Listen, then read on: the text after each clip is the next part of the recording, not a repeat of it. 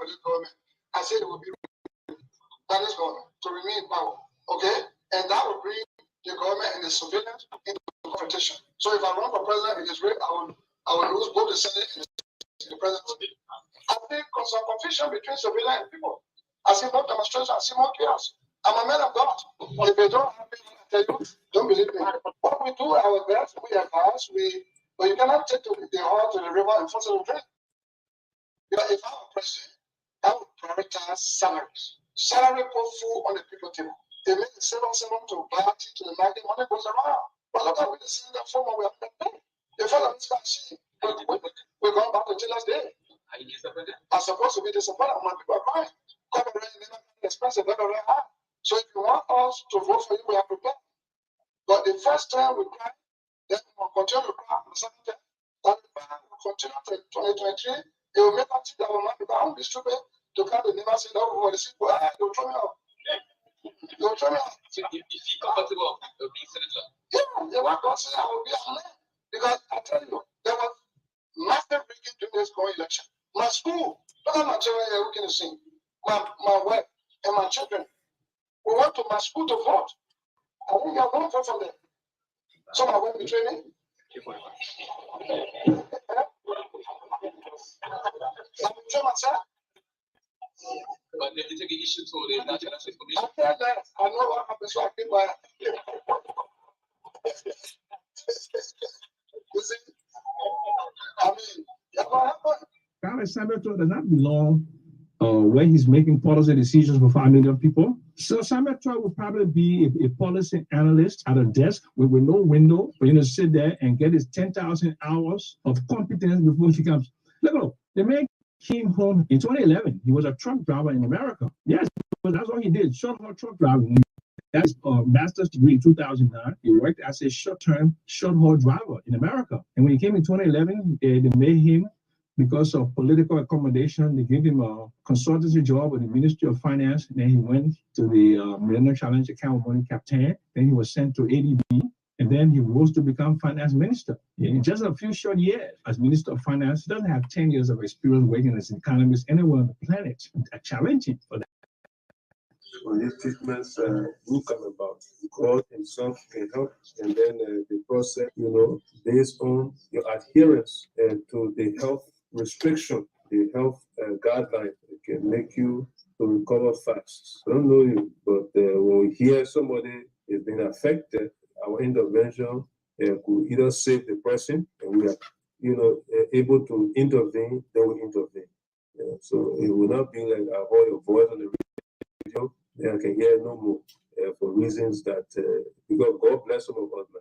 So the blessing to us, they should not be, isolated to other people when they need it. God can go around and start, the same way he invests in this person, he invests in people to invest in other people. So how I see it, that you should look at life and look at it seriously, because maybe too, you may have some little challenges. Sometimes there are things that can happen to make people to change the way they see life, change the attitude, change their worldview. I just hope that what you're telling me is the truth. What you're telling us is the truth, and our intervention will give you a new lease on life. Wow, that's.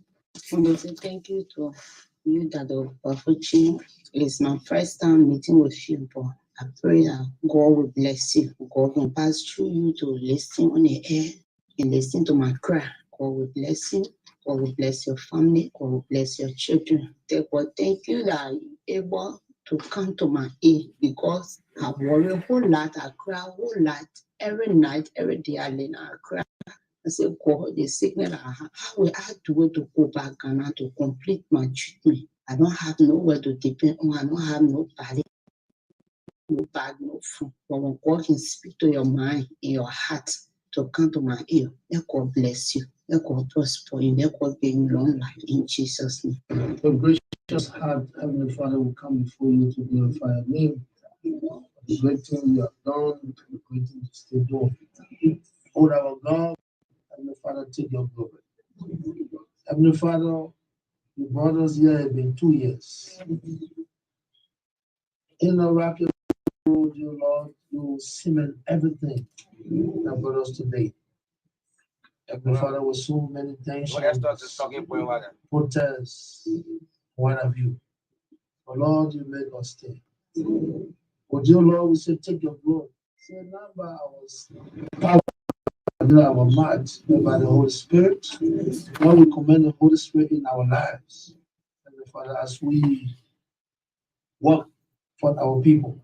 Lord our God, we say to you, Heavenly Father, with all you, we are nothing.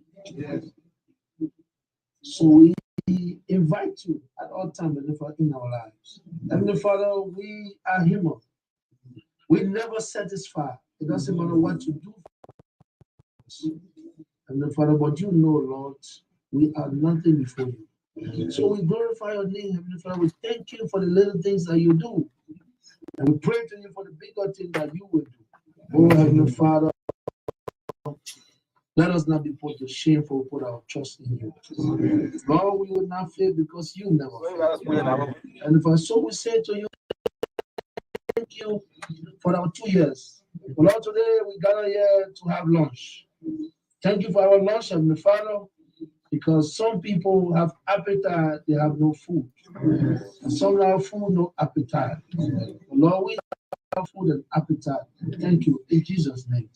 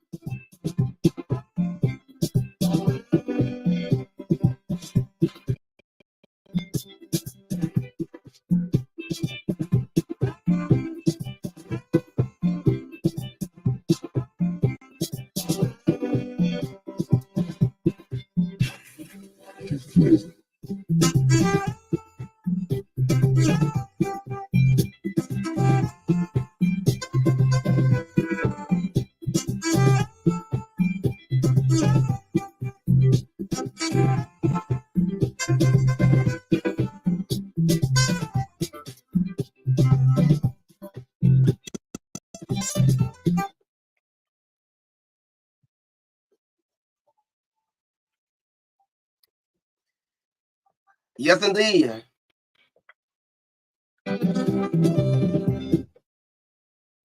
What a great day.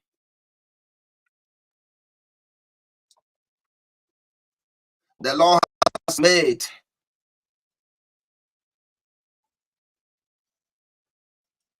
We will rejoice and be glad within it. A pleasant. Good morning to you, wherever you are, whatever you're doing. Welcome to the weekend. A presentation of the program, the True Breakfast Show, is brought to you from the Renaissance Communications Incorporated. And this is Augustine SAAH, alongside KORRIES KARNGAR, on your radio this morning. And now, why saying this morning, if you are building a house and nail bricks, do you stop building or you do change the nail? You didn't get me well. If you are building a house and maybe that 2-inch or 6 inches need that you're using bricks, do you stop building that identical house or you go about changing the nail? Good morning, folks. Welcome. It's always good to be on your radio.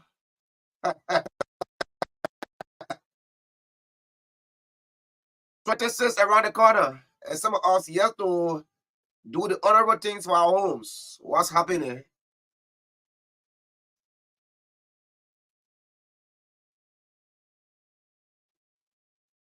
So this is the 21st of July 2023. The 26th around the corner. If you can't get it for now, to the 24th, You on your own. Like some of us now, right? We are gradually becoming on our own. Those that are responsible to ensure that we get what we're supposed to get so that our families can smile as well. Make sure you do the honorable thing.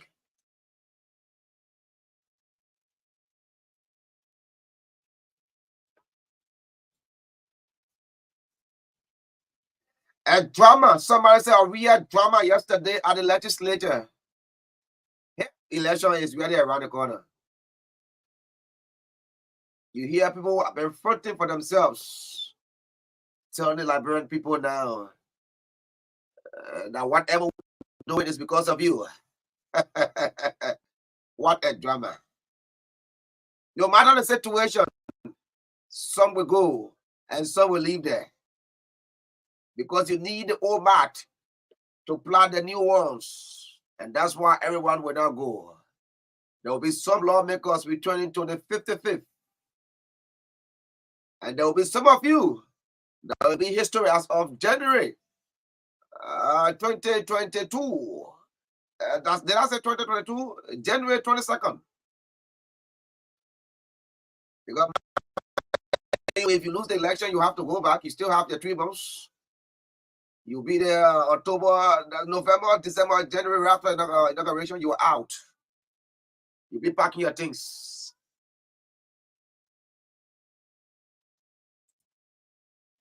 Let me bring down the team song and welcome my colleague this morning. This morning. Let me apologize for the Korean verse. It was really a Thursday yesterday, and of course, I was not the one doing the yelling and the holding the pulling, but it was raining and we all in it. Family, the guys will pull out. The next minute, they'll say come back in and election around the corner. Good morning, Corey. Indeed, good morning. And I think you complained about your voice this morning. The Right. AC is on 16 degrees. No, it's 18. So I think there's a need that we reduce it. I'm already drinking coffee. I'm drinking coffee. I always drinking a hot tea every morning. Yeah, it's good. It's good for the system. It's good. By the way, it's a blessing. A good morning to all of you. Welcome once again Why you want to tell me about today's edition. I've been passing by that thing. Why are you bringing it on? Why you want It's to crying, tell me boy. about The other day you were the one I was shouting in the camera video yesterday. Takes on Ginger's end. I'm living in AC. Even though we do not have the salary that we have for, even my vehicle has AC. So forget about it. I used to AC. But this is the season of the cool. Okay? Yeah, but being within season or two, so everybody singing get cool. But I transit is also get cool. Everybody Anyway, you can get cool transit as well because for the dust. Yeah. So good morning. Well, good morning, folks. Thanks so much for joining us. Please tip us, those of you that are watching. And of course, via our Facebook feed this morning, we have lots of issues on to discuss here this morning relative to the growth and development of Mama Liberia. As a poly, it's wonderful to be here. Thank you so much. It is a great moment for us. Election year. This is the election time. You listened to Ben IU yesterday. A lot of things to talk on. But let me get you the rundown first. By 8:50 this morning, a group of Nigerians will be here. I'm told they presented a petition to the National Elections Commission, ensuring that those people with some criminal records, if you may, or who have alleged of being criminals, or who are sanctioned by the U.S. government, including Senator Prince Johnson, Valley Sherman,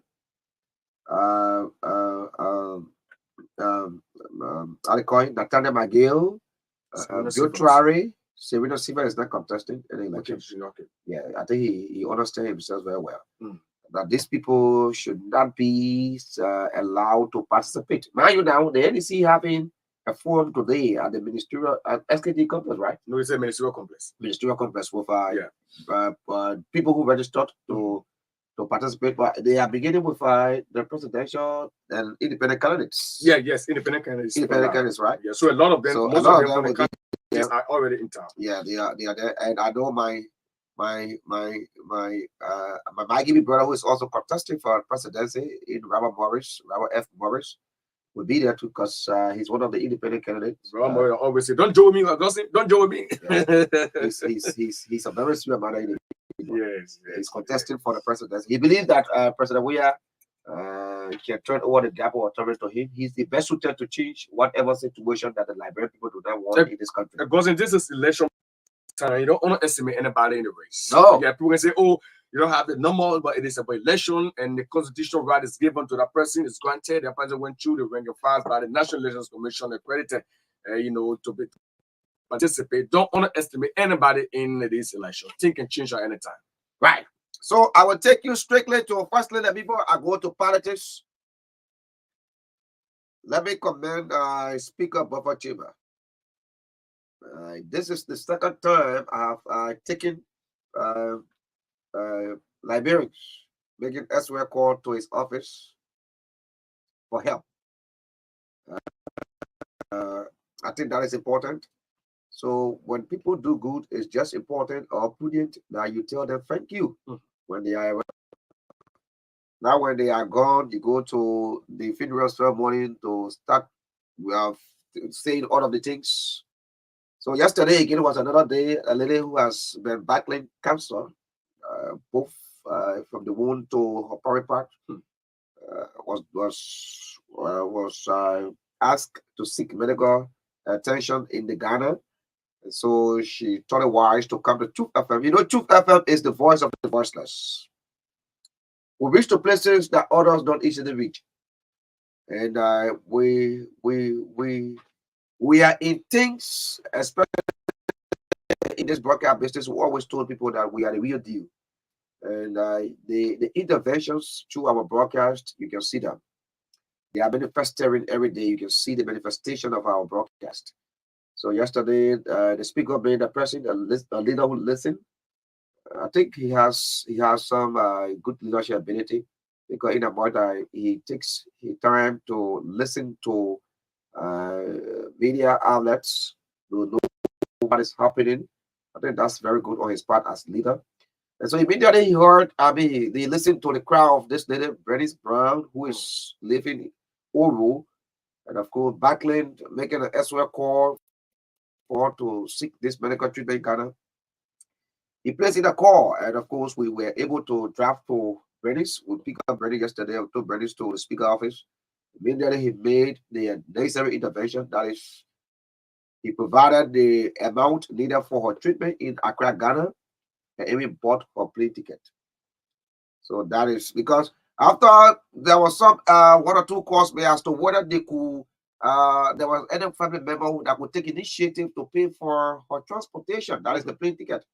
And there was no one. So he said, but I can't just pay the medical bill and the woman will be here. So what I have to do is just to take the initiative and see as to whether she can get there. So he took the initiative and paid the medical bills, give the money and cash, and also give the money for the plane ticket as well.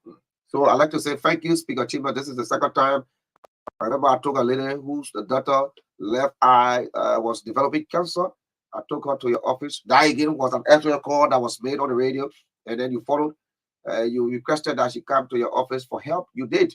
When that child, even though up to about 2-3 months now, I've not heard from the family as to how that little girl is doing.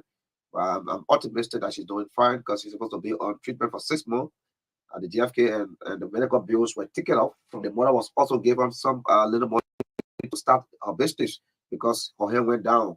She was not doing any business anymore because of another illness. So I'd like to say thank you, Speaker Chiba. But let me get to serious issues for serious people like us. And I said, this is quality time. You know, I listened to Honorary Yuri yesterday doing the certification of his candidates or people who really on his party ticket. For the people in the Unity Party, we sat here last year, we told you that you were going nowhere with this Yuri and Bwaka. You criticized and you thought we were making fun. You hear from the house's mouth now. Costa is the first man who spoke. He told you his position, and he told you the coming days or weeks, you hear as to whether the ALP will be going this way or that way. Well, you've gotten clear indication now that The ALP will not support Ambassador Boakai, just as the ANC has left Boakai. A very big number of the Liberty Party has left Boakai. The ALP in generality has left Boakai as well. So I'm still thinking as to the leadership ability of my niece, this man whom we share the same name, Yuma, from the same county. I'm thinking as to what is happening when his allies are leaving, when he's in need. This is the time that he really need them. So why should they? Why are they leaving him at this time? So because Liberians are yearning for better leaders, they are yearning for leaders that will put the country on par with other countries. So when you have people around you, and these people are leaving you at this time, there may be something wrong somewhere. But for me, it's not a surprise to me to see Honorary Yuri leaving Ambassador Joseph Boakai. In a much that the CPP could not hold, in a much that Ambassador Boakai could not provide the workers. And this is what one thing we will say: the people from the Unity Party feel we against them. Okay, in a much that this CPP, the Ambassador Boakai was unable to ensure that they remain together. I knew that Yuri was not going to remain with Ambassador Boakai. I knew exactly. I knew that. I have predicted. I have told you that on many occasions that Yuri is not going to take Ambassador Boakai to the election, because I know what happened here in 2017. I followed the remarks. I was in country, and I was not just in country, but I also was on radio. I followed the various campaigns of the political institutions. And exactly, you see it for yourself. But that's politics. Yes. That should be expected. It should not be a surprise to man. Even President Weah has experienced him. And the starter who carried him to bombing, and the starter left him. Okay. Prince Johnson, who took him to Israel, is that not Israel but Nigeria, and pray for his election, and pray for God's wisdom upon him. Prince Johnson left him. So that's politics. Yes, fair enough, Augustine. And basically, back in 2020, when the full party came, that was a huge program at the Unity Party headquarters at that time, Concord Town. That was on April the 25th, 2020. Right. When they came together, Liberians celebrated that this is a wonderful decision, and that once they hold together, they're going to unseat the citizen government. So they started on a very good note. People started following them gradually. They had our first chairman, second chairman. Well, in the middle part of the entire process ahead of the October 10 elections, that confusion broke up. And they had to go their separate ways. Unity Party went their ways. CPP, there's another commission will maintain the CPP, the Unity Party, who all of the collaborating political party. The ALP on the other side said we can stay with Mr. Cummings and all those who are still within the CPP, and we will support the Unity Party. They too were fashioned off for the Liberty Party headed by Yombili to say we can't go with the ANC, we will go with Unity Party, Joseph Boakai. Until they went to court, still the Benedict was still with the Unity Party, saying that we support them. Now, a few months later, he has actually been an ally. Yes, he stood the top of times. In the critical times, he said we will remain with the Unity Party no matter what happens. That remains there. He was used. He was used to take the ANC political leader. They took all of the time. So at the front analysis, the other people felt disappointed and frustrated. And the ALP called a major press conference disclosing that they have been left out. Even some of the slots that is supposed to feed our candidates in various candidates, they took them. They were not getting any from the Unity Party anymore. So from they felt betrayed. They have to back up. But it's not only the CPP, I mean the Unity Party block, this is happening. It also have been mentioned about the CDC, right now LPDP, who also supported the CDC back in 2017 too. There's a private editorial with the Unity Party, I mean the CDC. NPP fashion, there's a serious conflict within the NPP relating to the issue of who is the party chairman, one of you banning versus standing McLean. And it's a serious problem too. They too are facing. So they see are all part of the CDC. CDC from all indication has consistently told you that McLean is the chairman. The- When last have you seen the CDC recognizing Jim Barney? When the president returned from that long trip, about the money spent on Liberia, came back and he called. I mean, they put parties together that they will go back to start up with anti. Yeah, they will go back to start up with anti with me. They should recognize Barney at that time as a party chairman because they were going. First of all, they were going to reaffirm a commitment to get together, for election. No, so that was the idea. He thought Barney would have supported him. Unfortunately, no. Unfortunately, this is what happened. But these things are politics. We expect this to happen in a body politics. But the other Librarian are the one that are going to suffer these kind of decisions because their minds are made up. And at the end of the day, you come to say, we're not going your way, we're going this way, but this is Liberia. Yeah. 8:15 this morning will bring you the guys, like I said, who have been calling upon the did a petition to the National Elections Commission. They believe that some individuals do not have the good moral standing to serve at the legislature, especially at the Senate, to be elders of this land. They do not have that good moral standing as such. The NEC should not give them credence to contest the pending elections. So they'll take on till 8:45 this morning. 8:45 will bring you Dark Moto. He's the head of Y. I'm told the correction of Y's papers, I don't know whether it had commenced or it will soon commence. I'm told I started already. Okay, so, okay. So, what were some of the difficulties that were encountered during the administering of the test? And of course, Liberia's preparedness for the next academic year, especially as it relates to taking the test. We will speak with Dakoto this morning. How many persons sat the wives? We will get all, and of course, so that by the time the wives result comes out, when they say as far as the number of person passed, you already know how many persons did not make it, and you can start to make your own analysis as to what are some of the reasons. Other poor laboratory system, because most of the high schools, you call them high schools, they do not have the requisite labs like the chemistry, the biology, the physics labs. Even some of them do not even know what. Some of them do not even know what they call trickle beam balance. Some of them have never seen a trickle beam balance, except for some of us who went to the biology, the physics, and the chemistry labs. So, all of these things. But it is important. We'll be here, we'll talk with him as to whether those schools now, are they thinking outside the box that before you send people to probably for watch test, your school as a high school must have these labs. Because it is frustrating for someone to go and sit. I mean, you don't know things. You just answering the question. Yeah. I'm not sure. So we'll speak with him, and then it takes until 9:10 this morning. We'll bring you sports. It takes until 9:15. We'll bring you Vandana Patrick. You've been hearing the name Vandana Patrick. You've been off the radio, if not off the media, for a while. But Vandana Patrick is one of the persons wanting to be senator in my County. The advocacy the people can do, they can do it, so they come back for pay. So maybe he coming back for a pay.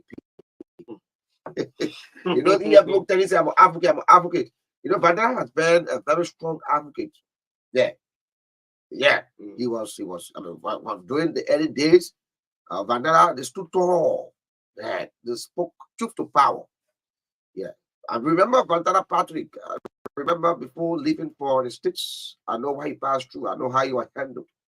So why are we not hearing Vandana Patrick anymore? Is it because he wanted to go to the Senate, or he keeping his energy to go to the Senate before he can start to bring out what he has in him as a leader? So we speak with Vandana Patrick this morning until 10 o'clock this morning. At 10 o'clock we say goodbye to you. But yesterday it was a total drama again at the Capitol building, and this is why I said to you in my intro. Indeed, we are in the election time. We are in the election time. And I will say to you, Liberians, I always say this, do not be moved by those temporary solutions. Because those temporary solutions have always created permanent problems for all. The issue of somebody coming, they build a pit latrine. So let me tell you, there will always be a need for pit latrine. We need a permanent solution. What are the permanent solutions? You now have to sit and start to think outside of the box. Around the corner, the lawmakers have started to go to their various districts. They started to go into the accountants. Yesterday, during the tweet section, I got frustrated because there were people who were, I do not expect to speak the way they spoke yesterday, because they've shown no interest of providing the requisite leadership that this country desired. I have covered that legislature for a couple of years, especially the House of Representatives. And I know exactly lawmakers who speak truth to power.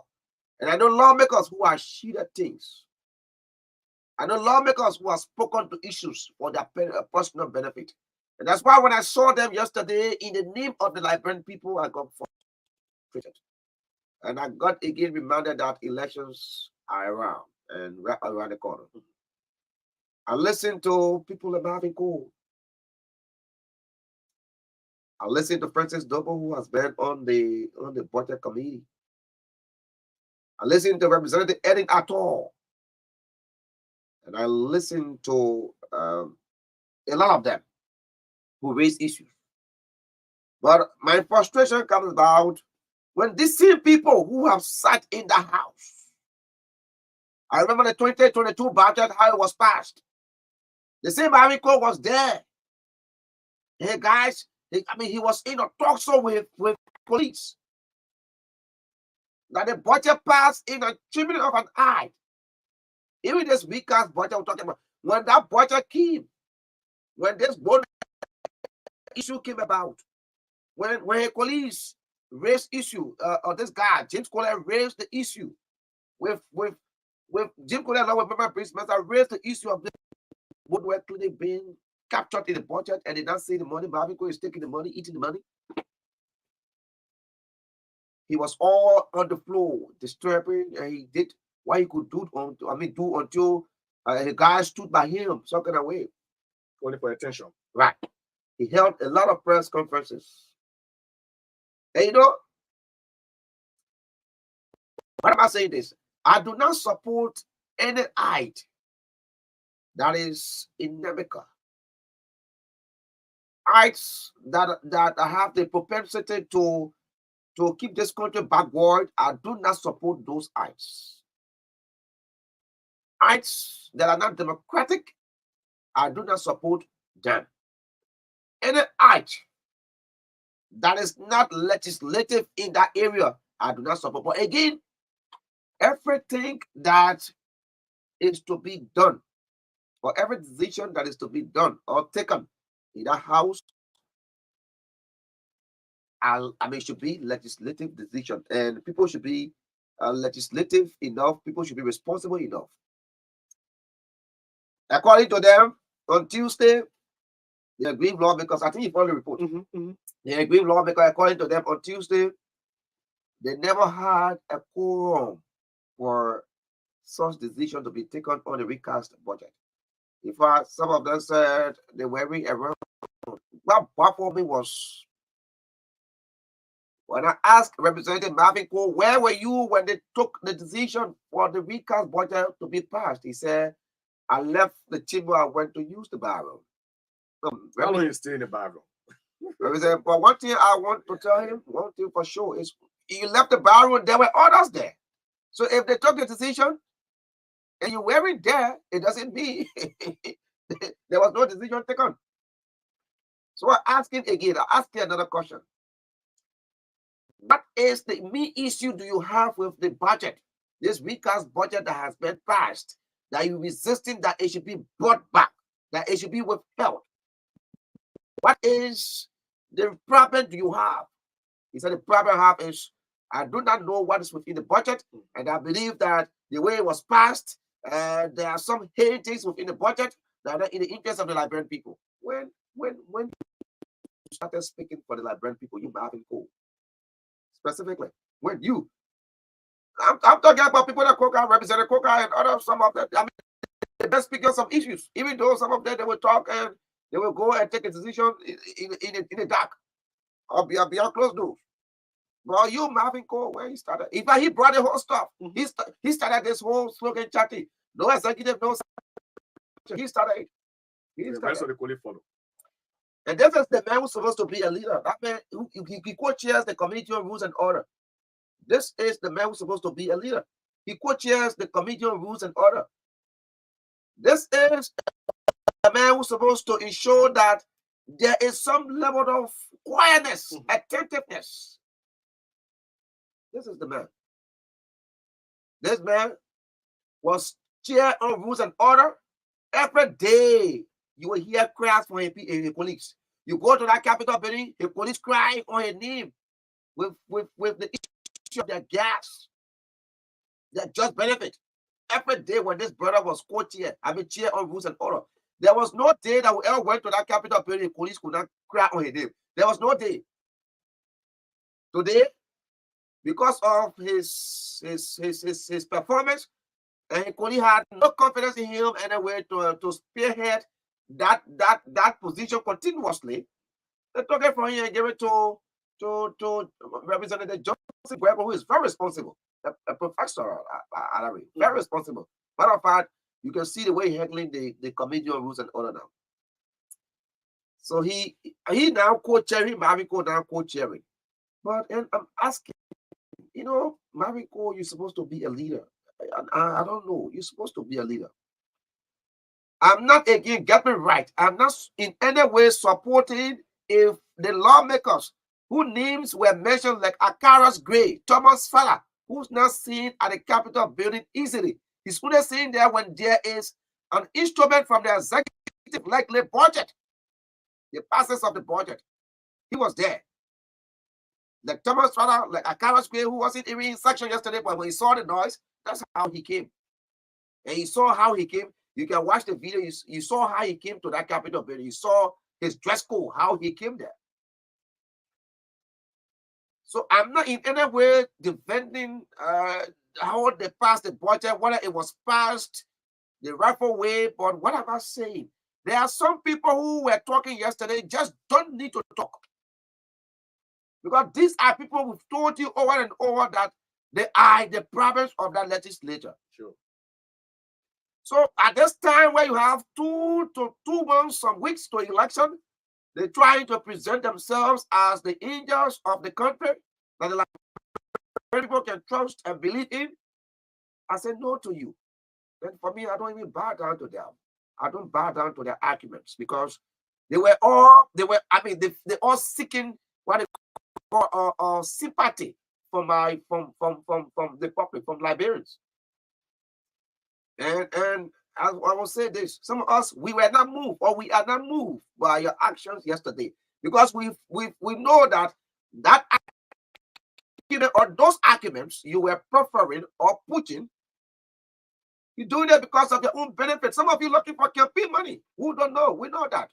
You're looking for campaign money. You want the people taxpayer money to be placed to areas in budget, make some budget lines where you will not easily see, so that they can get you money and go campaign. You've never done anything. You just want to perform. You feel the people of the districts. Then you want to go back because you want to carry money and induce the people and present yourself as the Messiah. You cutting doors and saying the budget is not in your interest, as such the budget should be withheld. Okay, fine. But you've been here for the past years. Your colleagues that represented Coca, like Lavish Nyokwe, like Rostalin Dennis, and others, they've cried about the budget, how you handle the budget. And that's why I didn't even want to listen to Francis Dobo yesterday. Francis Dobo, I listened when the budget hearing, the 2023 budget hearing, when it was done. You were there, and I saw your position when you were, when I'm asking promotional questions, when the Minister of Youth and Sport went there, when I'm asking promotional questions, you got to know. When I'm asking technical questions that I want to get the real facts, the real truth, you get to know. And I followed how you were, how you asked the question and the kind of response you got. So yesterday, when some of you were acting like you fighting on the floor, you wanted that attention, I knew exactly that we were in election time and you needed not much attention. How many times we have not told the Liberian people about your position on issues? Where is the Astamenta, the Western Cluster deal? What were your positions? But anyway, They are meeting 12 noon today. We'll be there. We'll be there. When And we're not in definitely, executive, yeah, what I can say to that I'm is, coming. When we're not in executive, we'll is- still be in the, I know the open section. We'll go there, we'll observe, Mhm. and we'll do a comprehensive report today. We will do a report that will capture some of them, and some of the voices we'll get when the campaign opens. We got some voices already. We'll be playing them for them as a reminder. When you were here, 2021, 2022 budget, 2022, 2023 budget, these were your positions. We'll play. And you see how Marvin Cole and others, when you see them on the floor as though the budget is just for them. But again, we'll get them. Yeah. Yes, indeed. Like I wanted to pull it. It's commentary after the match, Right. Because whatever they do right now is belated. We're putting that way. You just started that fight. You know, the debate in your house. But then the Labrador people will know that you care for them. You are there in their interest, and will know what is in the budget and how those money in the budget will be spent. But at this crucial time, few months to elections, you want to prove yourself as if to say you've been there, you've been pushed to agenda, then you go back in your district, show no videos, and tell the people how you fought for this budget and what have you. It's commentary after the match. There's no need for them to even prove what they're pushing again. Definitely. Yeah. Let's open the lines and take some calls for a few minutes. We'll have our guests from my GV come to the seated. The guys, I don't know the my GV, they are seated. And of course, they'll go to the line. 07762966659. I will matter of fact, I have two occasions to in my GV tomorrow. I was supposed to be in my GV as guest speaker. Man, I think your campaign coming small. 077676465. Let's take calls. We'll come back to that. No. Let me tell you. Well, I will talk about the campaign. Benin Magibi, you always no. Listen. Let me tell you. There are people who never strings. You know, sometimes when I say this thing, I say, man, you always taking Magibi as a personal purpose. I say, no. It's not because it is my personal purpose. That's because, by the way, yeah. It is because I can still locate where my neighbor's tree is being buried. They can locate where their neighbor's trees are. Some of them they have 4 or 5 counties. Yeah. You don't know where they're from. Well, do you know what this money were born? They know what. So I'm very fortunate for me to be aware of where my neighbors. Good morning. Good morning. Let's hear you.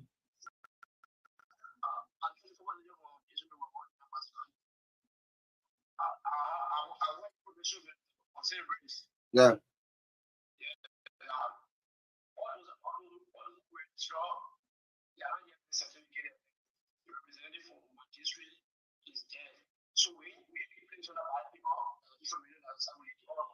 Okay.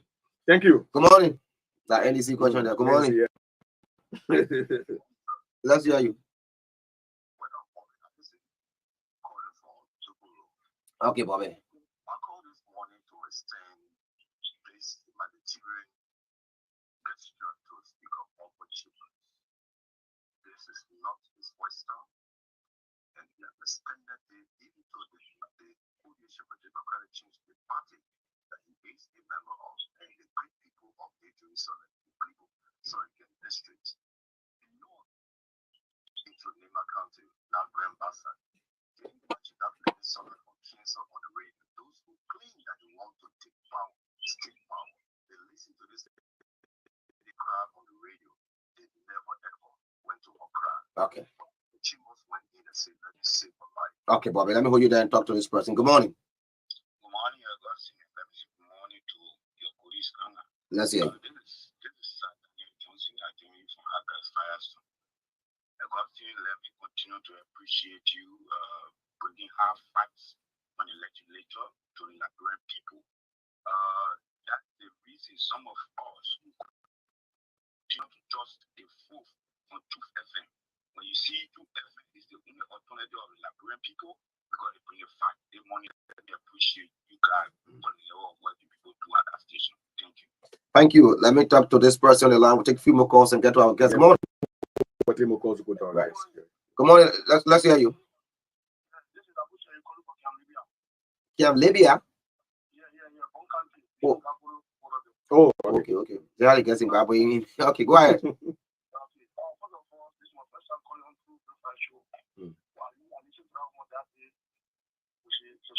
also for those females that she want help with medical attention. Okay. This morning I would like to thank you, God. Thank you very much. That God bless her. I wish she has seen seriously. No, the speaker are male. The speaker are male, but what's more than male? Okay, okay. Thank you. Let me talk to Emmett. I'm take one more. Emmett, you are your money changing area again. Good morning. Okay.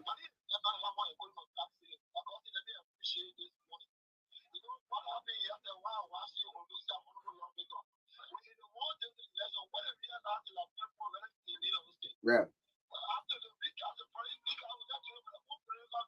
Yeah.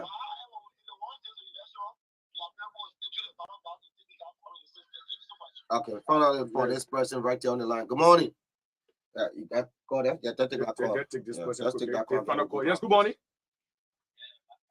Good morning. This is Maga, KARNGAR, and Augustine. How are you? Let's say quickly, no time, sir.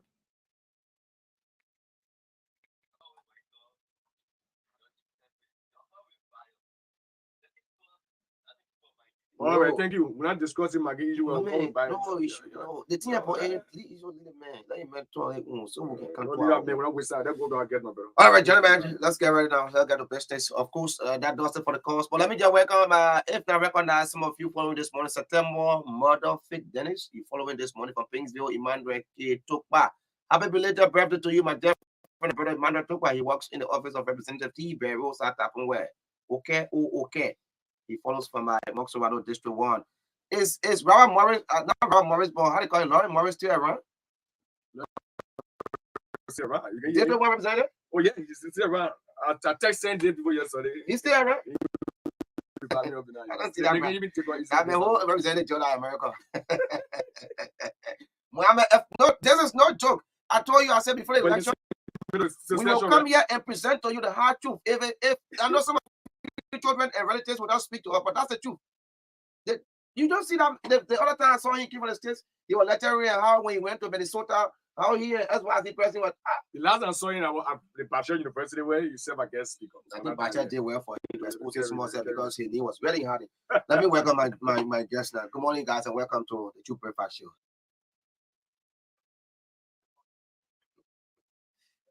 Recognition. So let's begin on my power live. I know that's dope, but let's get your full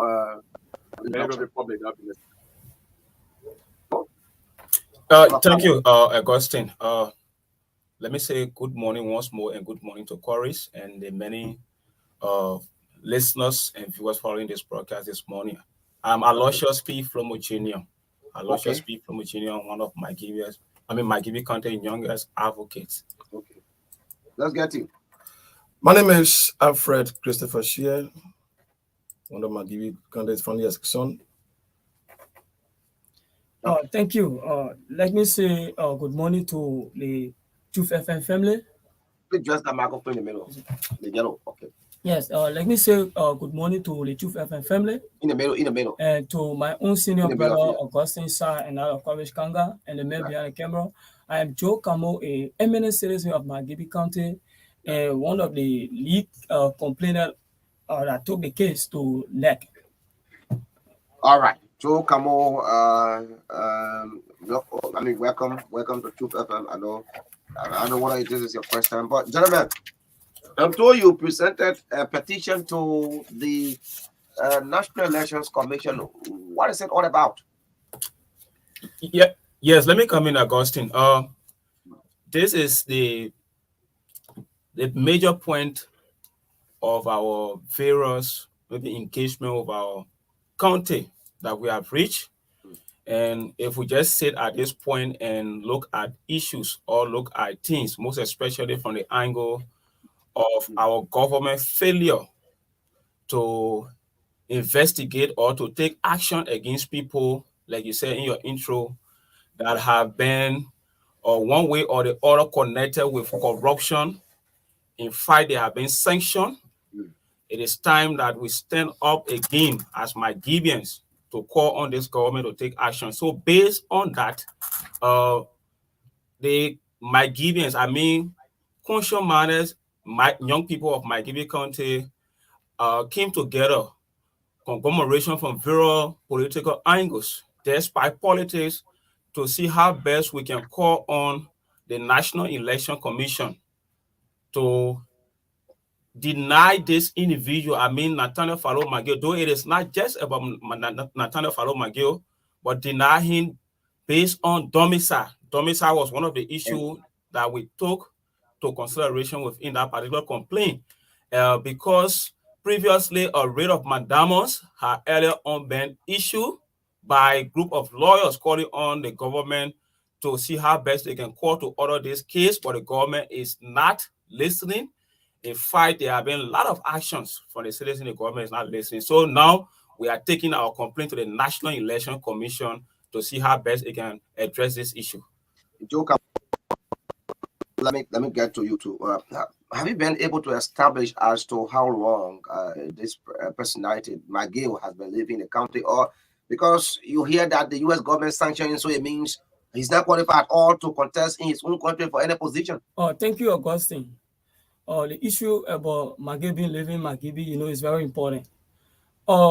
There's a difference between residential area and domicile, because the election law is very clear. The election law says 1 year prior to election, before you can even take part in the election in a particular constituency. But for instance, it is clear that the former Minister McGill lived in district number 6, and we did our fact finding.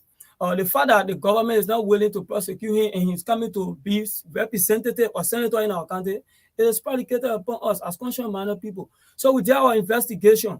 The brother went to NEC and gave a lot of fake information to NEC in the name of tell where he domiciles. Is that what NEC told you? But it is clear because we did our fast finding, and that's why we took him to court. Did you go tonight to ascertain for yourself as to whether he gave information that are not factual? Yes. Of course we did that. Yes, I got him in possession. Of course. Give it to you. Of course, when you register at NEC, when you do your nomination, NEC gives you a receipt as an aspirant. So on that receipt, your area of domicile is portrayed there. How did you get it? For Facebook, it was clear. They posted on Facebook. He posted it on Facebook. So, and what did you gather so far that it is not? Nathaniel Fallow McGill said that he lived in Shuffling and he had been there for 7 years. You want to dispute that? He doesn't live in Shuffling. Nathaniel Fallow McGill lives in district number 6, Marshall County, VOA community to be precise. The place Fallow lives is 1.6 kilometers away from Margibi County. How can he claim domicile in Margibi when he has there where he currently lives? Between from Margibi, you go bomb, but let's just say from this place to bomb. Do you know all your homes? You know as to whether he got home in the Marshall Belt or whether he got home in the Gibby Belt? My brother, let me just say this for five. Our law is clear on the issue of domicile. It's not possible that you can domicile in 2 or 3 areas. Practically, it's not possible. You must have a permanent domicile in a particular locality for a period of time. Fallow McGill lives in district number 6. That is the issue. He has never domiciled in Margibi County. He may have a property in Margibi County as a claim, but having property in a location doesn't mean that you are domiciled there. I can be here and have property in Nima County. Do I live there? No. How long have you been knowing McGill? Not forget, because I've been knowing McGill when McGill was assistant minister at the Ministry of Internal Affairs. No, he had not lived in Margibi. He was not living in Margibi? Never. He asked a declaration form clearly stated that McGill was living in Congo Town. You got it with you but it was on the Facebook, except I share with you because it will be very important. Yeah, you got to do because you said he said he was living in Congo Town, so you got to share with us. Very clear and unequivocal that he lived Congo Town. So he was clear. And now the election, because we took serious interest in the domiciles. The brother claimed that he domiciles within Margibi County. And we are countering this. We said, no, you cannot go and provide fake information in the name of coming to represent the people of Margibi County. So we take this issue to the National Election Commission to see how best they can investigate. And the evidence there is clear. The brother lived in Monserrat, district number 6, VOA community. The record is clear. I've been to Margibi Place. The record is clear. Why you went to do that? When he was Minister of State, we had an issue with the government and our institution. So we visited him to see how best we can find resolution to that problem. Yeah, so Augustine, in addition, let's be real here. Let's be real. Like you asked the question when we been knowing McGill. The name in question has never been associated with Margibi County. Never. When I'm telling you, McGill live in VOA, like my colleague said. In fact, if you visit McGill, like my colleague saying, the last time we visited him when he was Minister of State, and then he told us that clearly, indeed, McGivians, they are unique people. In fact, indeed, they were not because they are living in Montserrat, but he testified, even mentioning the likes of Senator Lukwe. Yeah. So now there's the issue. McGill was sanctioned. This is what prompted his action to come to McGill County. He never even dreamed of becoming senator. But he was not sanctioned from other counties. Say, Mama, say. How can you say because of the sanction that's why he went to McGill County? I'm telling you, Augustine, McGill has openly confessed on numerous occasions to people, to citizens, that he never dreamed of becoming a senator. But now he wanted to use McGill County as a safe haven. McGill contested in Bapolo twice. He was defeated, and then he never had any intention of coming to McGill County because he felt that he was now a resident of McGill County. He did not have even a domicile in McGill County, but because of sanction today, he wants to come and become senator. This is what we are telling next. For president, we are going to election. October 10, the people of Liberia will be voting you. And the issue that has to do with corruption under your government, it has been openly and widely spread in the public domain that the lives of Nathaniel Fallow Mangill and others are responsible. So if you are coming out, the U.S. government said you should not do business, and in fact you suspended this individual from your office. Later on, he resigned. But surprisingly to the Liberian people, he is surfacing on the party, the CDC party emblem in McGill County, which I think it clearly tells us from our deducted reasoning that yes, indeed, you are supporting McGill, and one way or the other, you are connected to it. So if McGill can come, you start there, the CDC conducted primary. Why didn't you bring out a candidate that would defeat McGill in the primary so that he wouldn't contest the election? Let me give you this privileged information. This come Monday, I was opportune to have gone to the office, and I was one of the lead campaigners that took issues with Nathaniel Mangill in McGill County. And they call for a preliminary hearing. They call it information finding. At that hearing, one of the issues that prompted me to come to the radio station is this issue. There's always an adage in Liberia that says, "Just show me your friend, I will tell you who you are." Augustine, you come to realize that we went to that preliminary hearing. Nathaniel Fallow Mangill did not appear in person, but has sent another corrupt government official that was sanctioned by American government. Serena Seafor, who lacks the moral perspective and the moral character to impeach law in Liberia. Serena Seafor was the one sent by Mangill to represent him in that place. Hope you are aware of the indictment now. I know Serena Seafor is indicted. If he been dismissed from government. That Serena Seafor had a gust to appear before us to represent Nathaniel Fallow Mangill, saying to us that Mangill domicile in McGill County. For your information, he told me clearly in my face that everything that Mangill does not domicile in McGill County, we should go to LRA and solicit Nathaniel Fallow Mangill domicile tax clearance. Yeah. We should do that. And I told him, I said, Leonard Council, I think that the burden of proof to prove that Mangill lives in McGill County comes from you now. Since you find you're one proving that Nathaniel Fallow Mangill lives in McGill County. I was clear with the issue. And now, let me give you another proof of information. Nathaniel Fallow Mangill is always in the constant habit of threatening people at the time that if you didn't support any of his bill, you will be suspended from government or removed from government. Let me tell you where Mangill is claiming to live in Advent community in Shuffling Town. It was surprising to note who are those that wrote communication to NEC that indeed to debunk our argument that Mangill lives in McGill County. Listen to that names. There is one guy called Joe Dora. Joe Dora, who was in the constant habit of selling people land and not providing or the land to them, but taking the money to Safuni their money. Joe Dora was one of those persons who have faced this. You're making allegation. I can speak to you now. So now I'm saying to you that Joe Dora, a former land commissioner in McGill County, is one of those that have faced a signature on this document that Nathaniel Fallow Mangill lives in McGill. Who is Joe Dora? Joe Nathaniel Fallow Mangill. They are friends. They are friends. I mean, the mayor commissioner, man. And you have empty lands where? He provided him the opportunity to serve as land commissioner. But because of the dubious asking he did not appoint Joe. No.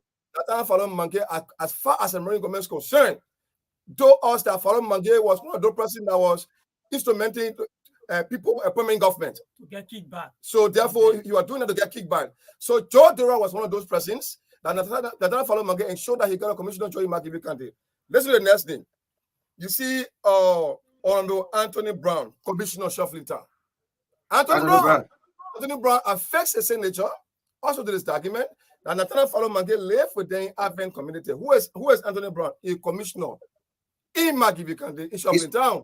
So this where did you get that lesson from? So I'm a part of the pamphlet to this process.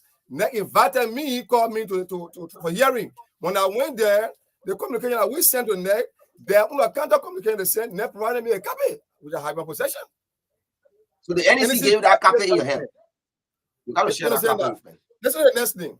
Then you have Emmanuel Ray, who is the director for human resources at the Ministry of Foreign Affairs. Who Nathaniel Falun Mange also ensured that he got a job, was the one who had the guts to appear before us and say, Nathaniel Falun Mange lay in Advent community shuffling. In fact, he is a community chairperson. Yes, that was what happened. Gentlemen, in general, okay. Let me just come in, gentlemen. You guys got a brilliant point here. But my concern is you guys sat in the county on McGill carry on some development, identify with residents of the place. You guys did not raise these issues. You guys sat in the county, majority of the citizens petition on McGill in the county. The magistrate of Magibi County. You guys did not come on the radio to raise this critical issue. We had about 81 days to the election. Why at this time? Listen, the issue of coming at this critical juncture of our country history to inform the brown people about happening in Magibi County with respect to Nathaniel Mange issue, Mange was not an aspirant or the candidate.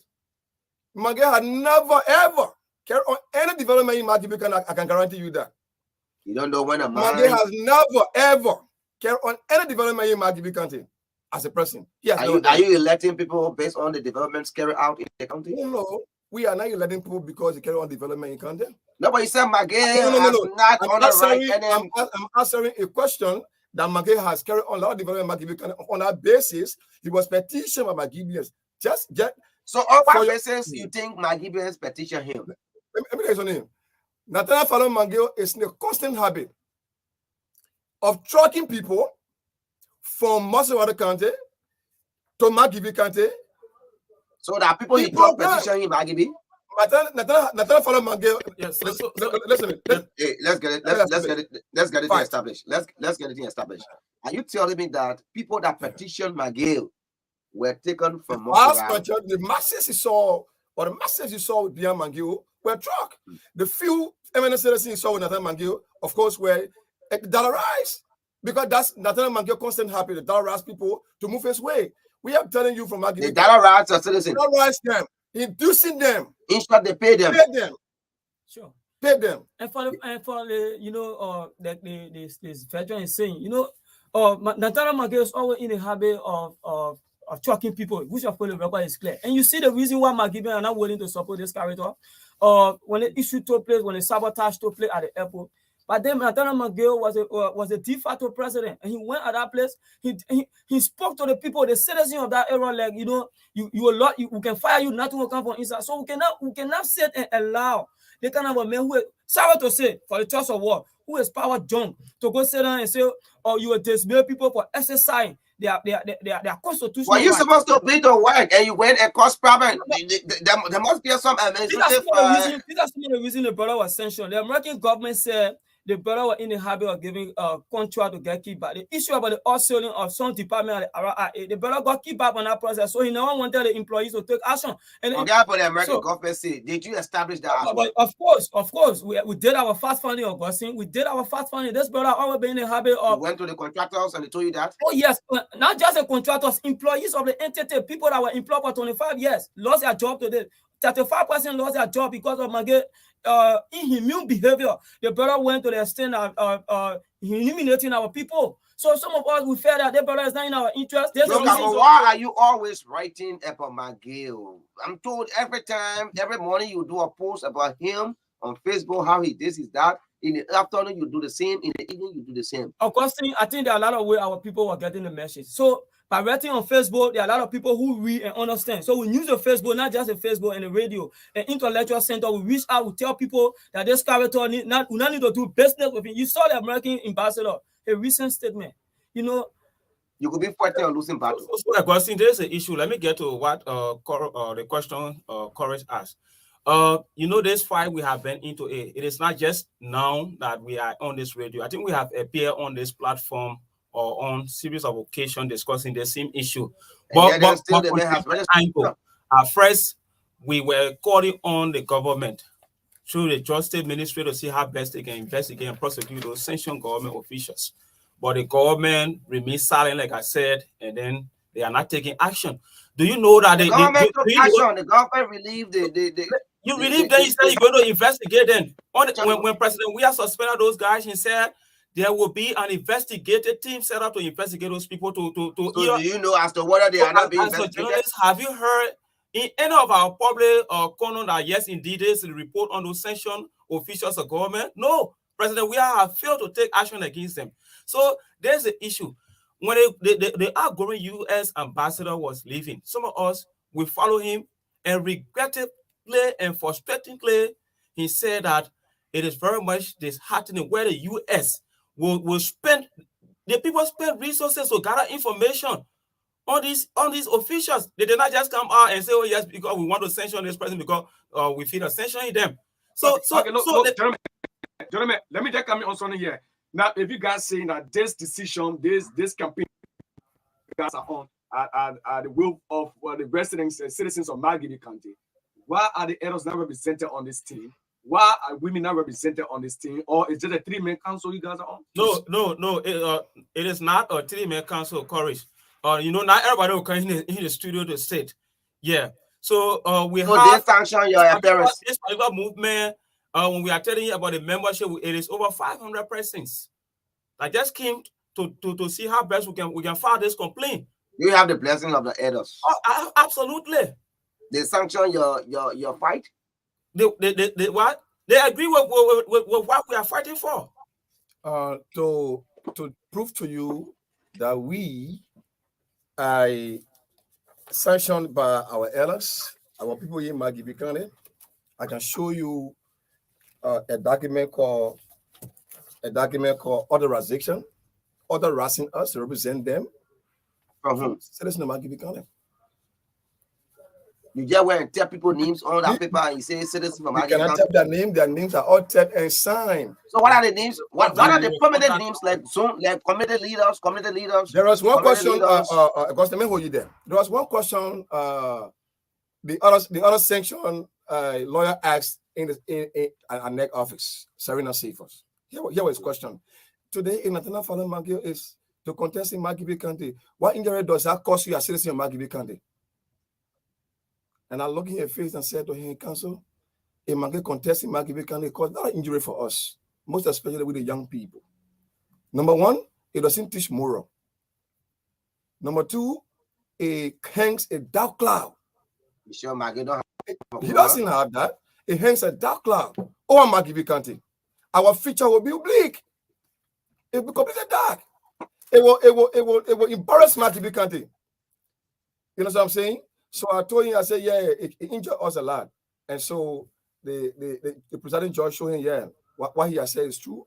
It will injure them. So we got to proceed with the case. Let nobody fool anybody in this country. NEC did not dismiss any case as a person claiming that NEC dismissed the case against the time of Margibi. It's a lie. When are you appearing again? They call it fact finding. On the basis of the fact finding, the presiding judge told us that he did not have the capacity to do what they call to do the next step. So you're optimistic that Margibi will to do the next step. How do you call that? To do the next step. The hearing. So he told us that they are going to recommend to the Board of Commissioners. They have the right to appoint somebody to do the hearing. So they didn't have the jurisdiction to do that. So therefore, out soon because we will soon be August 5 is just around the corner. As far as concerned, the chair published the professional net to us that they will soon publish a professional lesson. When you see Mageni, don't panic. It doesn't mean that he's a qualified candidate. Don't panic. They told me that. He told you that. He said he need to be on it. Don't panic because I said why he need to be on it. They said to me that he need to be on it because as per the document presented before them, they have read the document and that meet the criterion for taking part in the election. So therefore, it's a professional list. At a later time, they'll come up with a qualified candidate list. I wish that they have done all of their background checking. And you think McGill name would not be there? McGill name would not be there. He need be there. It means that NEC would not be conducting a fair, transparent, credible election in Liberia. If NEC wants to tamper with credibility of the election, you must start with the McGill case. Let me just NEC was very clear. After the registration, there's a rejection period. There's a rejection period. So there's a period we are working in.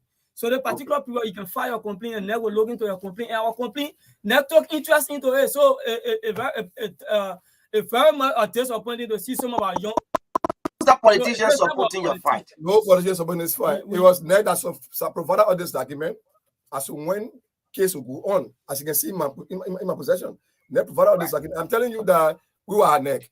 Yeah, so Augustine, in addition, this fight is a fight that we are into, and it involves all Nigerians. And we trust the ability and the integrity of the National Election Commission that they will take siege into this matter in making sure that the right thing be done.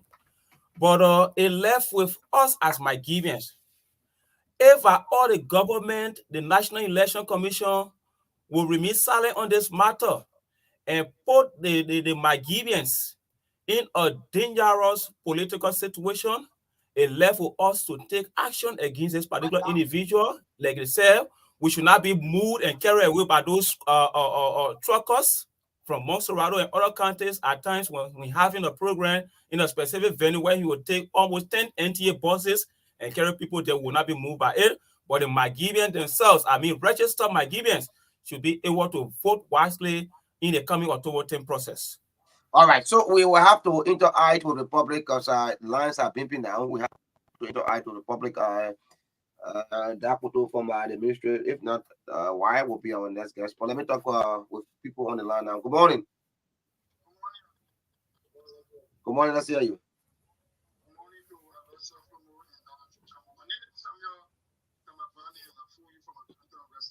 Let's hear you, Samia.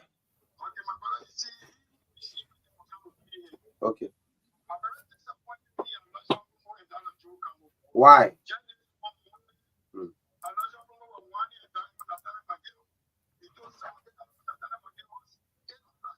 Money? Is that pledging support to Maggie?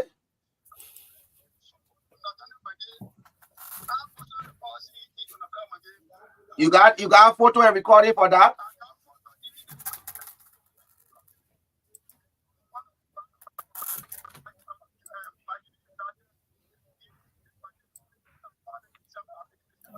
Okay. You should bring. Let me see. Let me talk to this person. Good morning. Good morning. Let's hear you.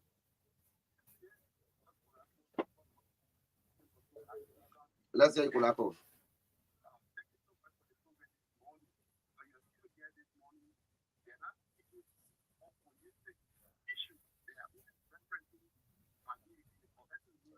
That my girl, he has not lived in the district for years he talked about. Besides, there's no tangible. And another one is he's been indicted. He got some criminal indictment.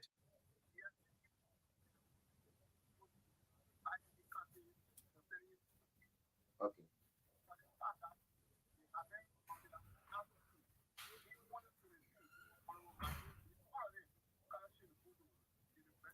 You're going to have a college?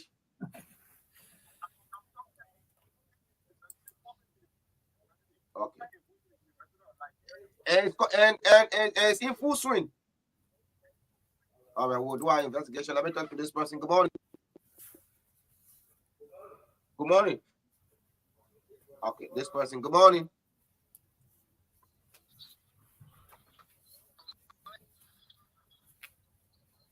Good morning, let's hear you. Let's hear you, Charles.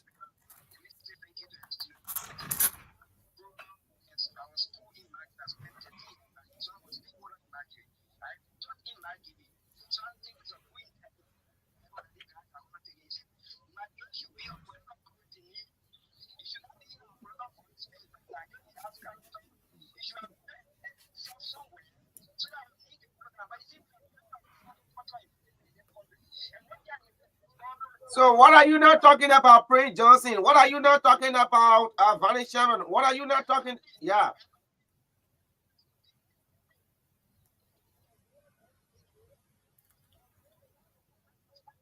Okay. All right. Let me go you there and talk to this person on the line. Good morning. Briefly, we got to get to our guest. Yeah. Yeah.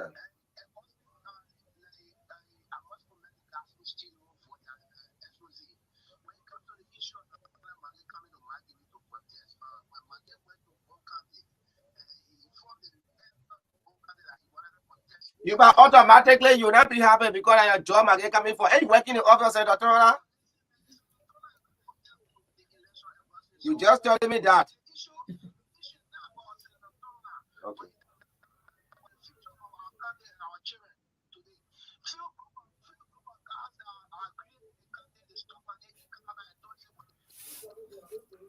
You talking to your own colleagues, oh?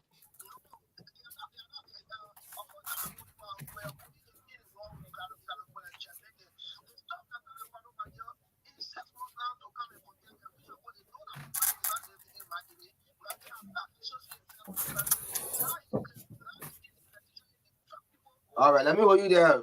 The top people will feel that thing will pass that area. Final four will pass by that area. They tell you you're talking people. Why didn't you stop the bus? Yeah, good morning.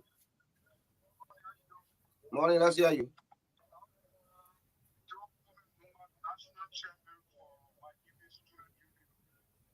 Okay, Maggie, student union, go ahead.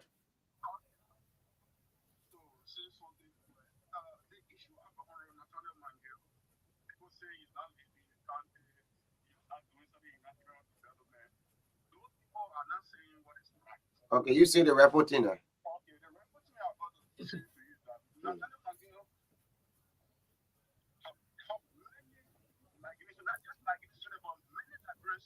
Okay.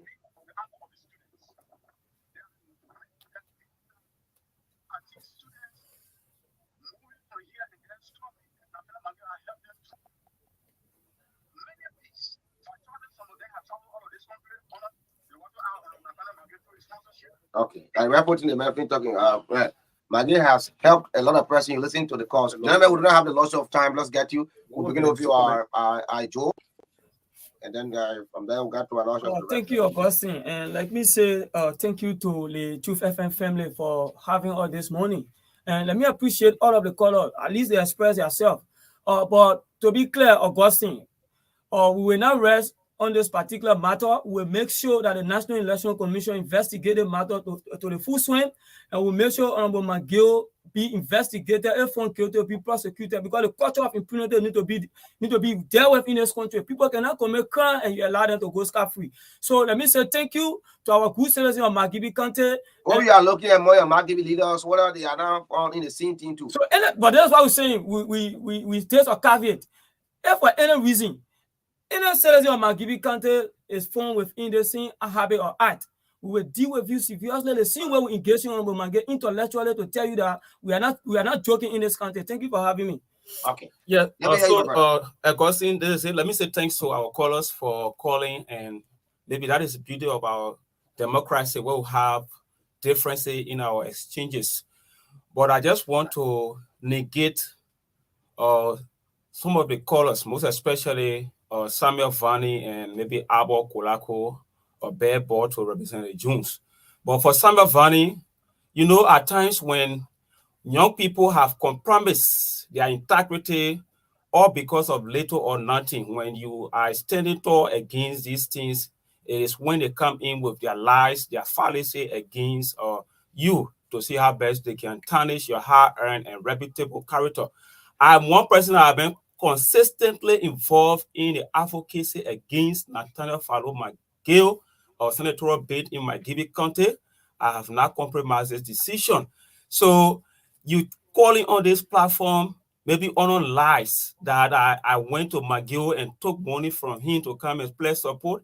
I think thank God you said you got photos or maybe recordings to that effect. So I will not dive deeper into that kind of a section from you. No, so, maybe you went there, so but I was know never that he's angry. You went to solicit From help. Anyone his can ask tone, for help. Augustine, it seems to be like he's angry because at times we sit and have political a conversation. But if it don't go your way, you don't come on this platform and come and lie. Elijah, sometimes you can do some things and forget. Perhaps you went there. Maybe they may want to remind I tell you that it is a diabolical and sophisticated lie coming from Samuel Tamavani. Maybe he feels that this particular journey that we have taken, it will go to bring his muse master down from his intention.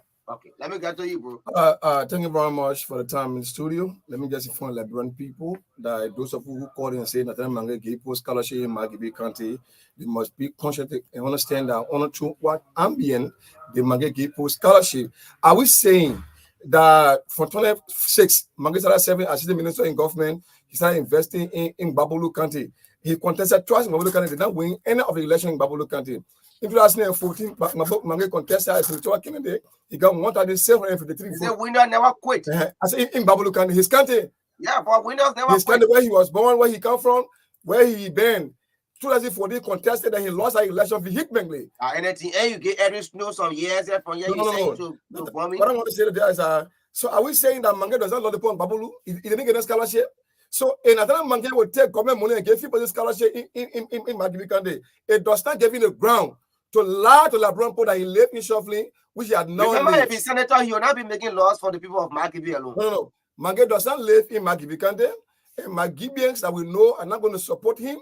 So the few he truck from here to Magibi County must be aware that we from Magibi County will not give Nathaniel Fallow Mange a macro inch to settle in Magibi County. That should be his immorality in our country. We are clear on that. Yeah, man, thank you so kindly for being with us this morning. It has been a fruitful discussion. Thank you, and we'll do a follow-up and see as to where you will go with this complaint with the NEC. Whether Magibi will that be on the final listing of candidates or those that will be contesting the 2023 elections, especially the senatorial position. Thank you so kindly for being with us this morning. Let's now go for sports. Right here, Raptor Sports to bring you that photo for my wife.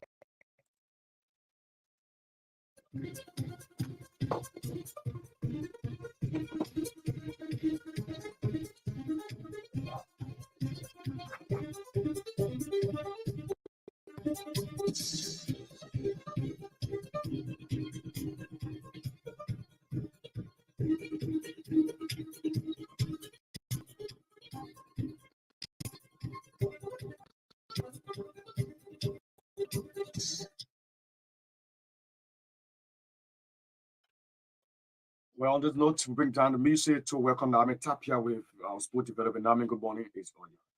Good morning, Chris. Good morning, everyone. More than 100 stakeholders have completed a first ever anti-doping awareness training with certificated at the close of a 2-day event at the Corona Hotel in Morovia. CAF anti-doping officer Dr. Zakia Batiji of Tunisia and CAF senior manager Sharif Abulian of Egypt served as lead facilitators for the training and were ably assisted by Liberian Medical Director Dr. Clarence Iyaski, representatives of clubs and members of Liberia's post-marriage representatives were abreast in an interactive forum graced by 5 other members of the medical committee, including Dr. Joe Baba, Dr. Moses Tawali, Dr. Justina Hontochie, Dr. Samson Wulu, and Dr. Fedira Pride. At the close of the 2-day interactive session, participants were knowledgeable about a few of these points.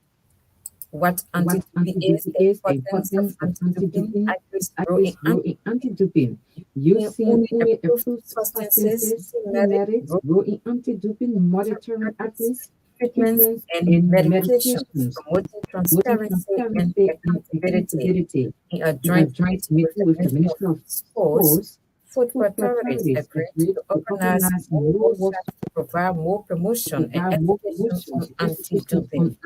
Mohammed Chue and Yaya Dupe of Liberian lineage came on at the hour mark for start runs in their 3-1 season over Salary of Belgium in their second preseason encounter. Unlike Yaya, made his team debut for start rings at the end of last season and has since won 3 caps for the club. They are both eligible to represent Liberia, like Updates has reported. In another development, fulfillment of another promise, Prince Okuku Wako has presented a set of jersey as gift to Tusafi All-Star in Ghana's world. The presentation was made on Wednesday, July 19, at the office of Prince Wako, Group of Companies on Benson Street.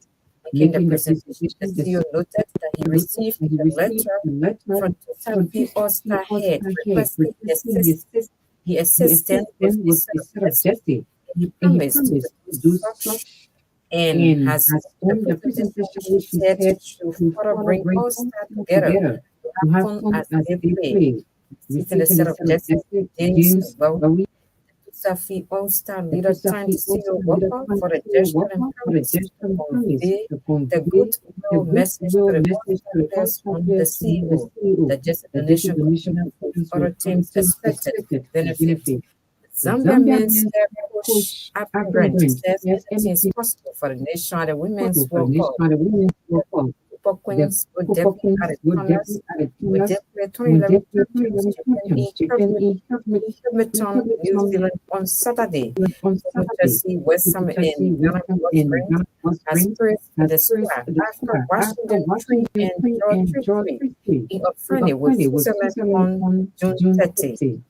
In an interview with the Zambian Football Association, he added the tempo was good and the players are in good mood and looking forward to the game. Spain nicknamed Marotta as 6th in FIFA's rankings and have players of a caliber of two-time Berenjel winner Alexa Portulas within the ranks.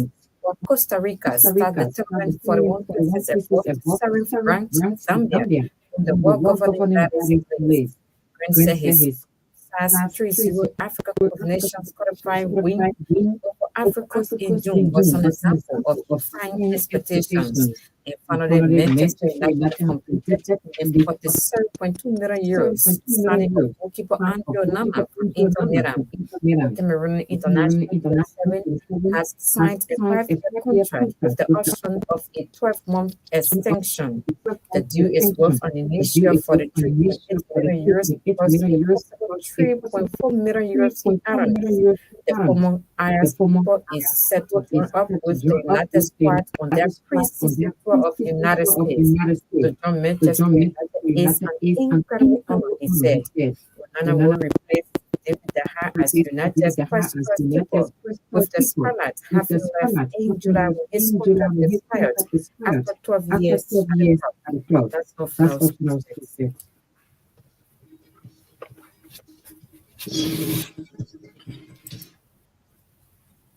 Well, indeed, many thanks to Naomi Tapia for the sports development. Naomi will return Monday for the edition of TBS Sports. Here it is directly featured on the Truth Breakfast Show, and this is Friday, and of course it is Augustine SAAH and KORRIES KARNGAR presentation coming next. The wire box Daboto will be our guest, but as we are waiting to take a seat, let me say the pleasant good morning to Honorable Liability. Thanks so much. Of recent, you presented 100,000 labrandados to the God is Able With Me club in the Soul Clinic community. The loan is intended to enhance those women businesses. Let me say hats up to you, Honorability, and of course continues of good work. And this is what a leader can do. We'll take a very short break and we'll be right back here on this edition. youth accused. 20 of all full private. Adio, Agatio, Techno, I don't see my power off me. I get my brand new study. We have the best deals, offers, and promos. Purchase from any of our stores and POS around the country and enjoy the best mobile coverage certified by Ookla. Second time in a row. Brings you closer to what matters. Orange. Marathon, 5 feet internet, and follow data pack. What else we gonna get one laptop? Everyone knocks up on the family. Get your home.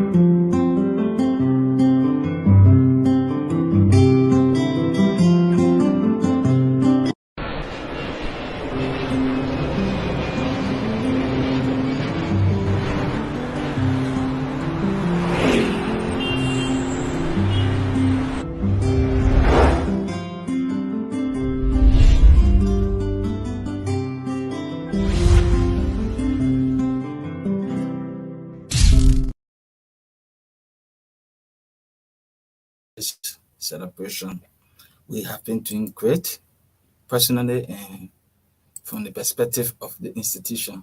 And we are once more happy to be sitting on the platform with you this morning, at least to inform the librarians about what to expect in the coming days from WAEC.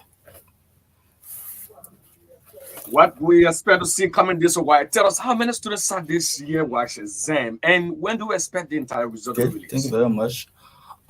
This year we recorded the highest entry and highest number of schools that came in for the exam. We have 887 schools as compared to 807 schools in 2022 who presented candidates for this year's exam. The total candidates that enter for the exam is 49,842. But let me be quick to point out that the number is slightly increased because WAEC accommodated other candidates who were not officially presented to us by the schools. But then later on, the schools indicated to us that it was an omission on their part, and they requested that some consideration should be given so that those candidates could not be denied. Not being cognizant of the fact that it was not anything on the part of those candidates because they don't normally register themselves for the exam.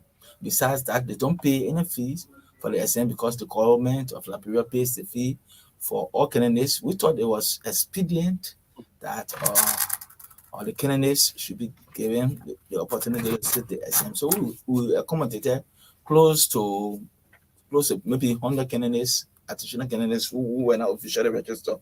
So by the time you add that number to those that actually registered initially, they will be talking about close to 50,000 candidates who came in for this exam.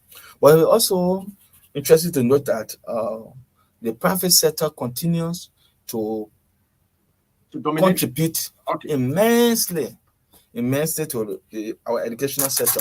Of the 887 schools that presented candidates for this year's exam, 720 or about 81% of those schools came from the private sector.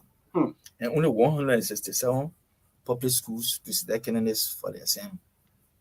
Besides that, of the 49,842 for the two candidates that came in for this year's exam, 35,000,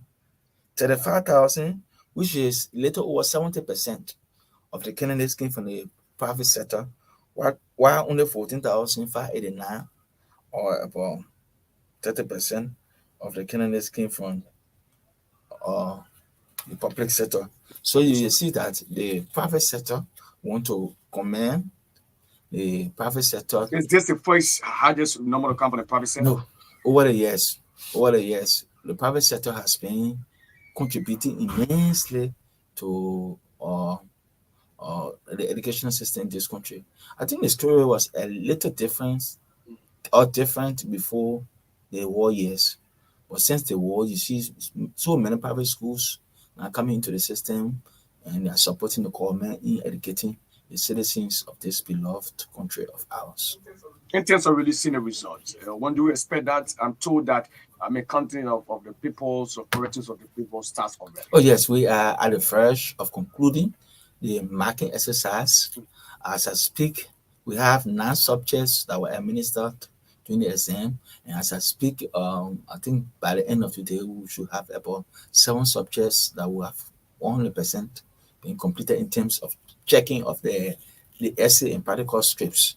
The 2 other subjects that are yet to be completed, we are hopeful that by maybe Sunday or Monday they should be completing the exercise. The marking exercise. So our headquarters has given us a timeline by the 31st of this month, which will be next Monday. By the 31st of this month, our headquarters has requested that all the countries that presented candidates for the exam should have their statistics in readiness for the commencement of what we call the International Subject Awards meeting beginning the 1st of August. So if we can hold the International Awards meeting from the 1st to the 4th of August, then we will finalize the result preparation. But from 5th, 6th, 7th, we'll do quality control, and latest by the 10th of August, the results should be released in Liberia. So on or before the 10th of August, the candidates in Liberia now and their schools and the general public will be informed about the overall performance of our candidates in the 2023 exam. That's wonderful. You've been in this for a very long time now, Dad, and you are no senior to this when it comes to administering exam in Liberia. What are Ben's challenges faced by schools administrators? What are they saying? What do they normally say to you, as relates to bringing their students to participate in the exam, because meeting subjects, laboratory issue as well, the Ben raising those issues. But basically, what are the key issues that they raise as of concern to your office? Well, chief among the issues or challenges, we have the lack of laboratory to support the effective teaching and learning process. As you and I know, and the general public also know, you cannot teach certain subjects in isolation. And I always use journalism as an example. If you want to be a good media practitioner, you can just go to school and learn all of the theories. And you don't have the experience of sitting behind a microphone. You don't have the experience of going out there in the field to even interview people. But you learn all of the theories, and then at the end of the day, you expect to perfect or master, the art or practice of journalism.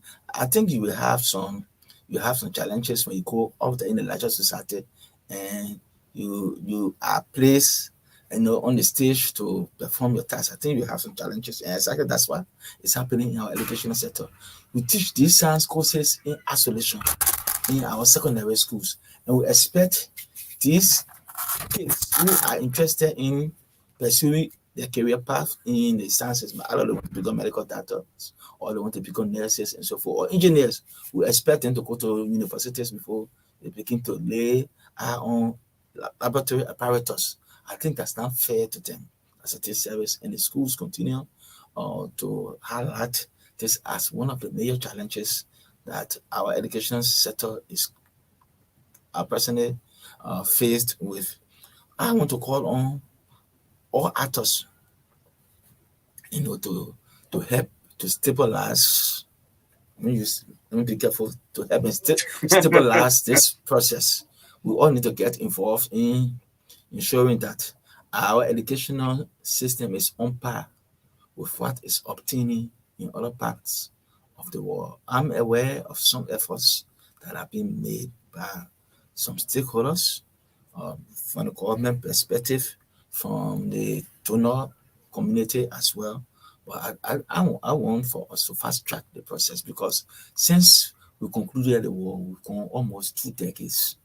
And we can still be putting all of the planes every time. Yes, Yeah. Other country passed that ever since, and we still complain about no lab, and our students will go sit for those exams, get some of the answers, and what have you. Basically, now what is the call to the school administrators? Because some school probably may start to pull up graduates ahead of the results. I think the Ministry of Education has a policy on that issue.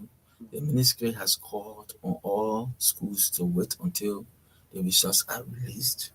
I want to once more assure the public that before or on or before the 10th of August, the results will be released.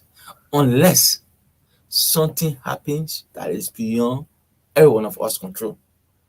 Because man can propose, but God has his own plan. So we could sit in the studio to say we'll release the results by August 10, and maybe by August 10, you and I will not even be around, we'll be 14 for some hours somewhere. So unless something that will disrupt the entire process occurs, I can safely say that by the 10th of August, the results for the 2023 exam will be released. Let me be quick to also point out that the results for the national exams, the exam that were administered to the 9th, 6th integrators have since been released as well. So it's only, yes, we have released those results. So it's only the 12th graders results that we're talking about before, on or before the 10th of August. We'll do all within our power to ensure that the schools can access the results by the 10th of August. We see that as the huge tax ministry, 10th grade exam, 6th grade exam, 9th grade, then 12th grade is a huge bully on your institution that you serve as head. What are some challenges you can point out comparing 2022 exam and that of 2023 exam? I must be very frank with you. Administering these exams, they are part of our core competency. But administering them either together or very closely has some internal challenges. Take for instance, we actually intended to have administered the national exams in late March, but due to some reasons or some circumstances that were beyond our control, we had to shift the administration of the exam to April, the end of April. Then we had to start administering was by mid-May. So you see that we were administering was, and at the same time we were processing the results for the national exam. So it was actually challenging. So what we want to do in the future is to at least put 2 months between the content of these exams. So when we administer the national exam, we will focus entirely on the processing and the releasing of the national exam. And then once we are done with that, we can now focus strictly on the international exam, because we don't have control over when the international exam will be administered as a country. But for the national exam, we have control over that. So we're working on the necessary modalities. We are aware of the fact that the next academic year will have 1 or 2 disruptions because of the pending elections, but we are certain that we'll be able to give the 2024 SM a bit earlier, so that the issues we had in 2023 with the national and international exams, we won't have them in 2024. Well, he's that bottle head of wax is our guest. You can join us on 0776 764650. Quickly, he talked about 887 schools participated in the exam, and 49,842 students sat the exam, and the result may be out around August 10 or before August 10. He's there with us this morning, and he also praised the private school. About 720 private school participated in the exam as compared to the public school as well. 0776 764650. Let's get your reaction, your call, your recommendation to that motto I see is guest here this morning. 0776 764650. Let's take this person quickly on the line. Good morning to you. Good morning. Please tell your receiver, sir. The feedback I'm getting is not good for us. Yeah.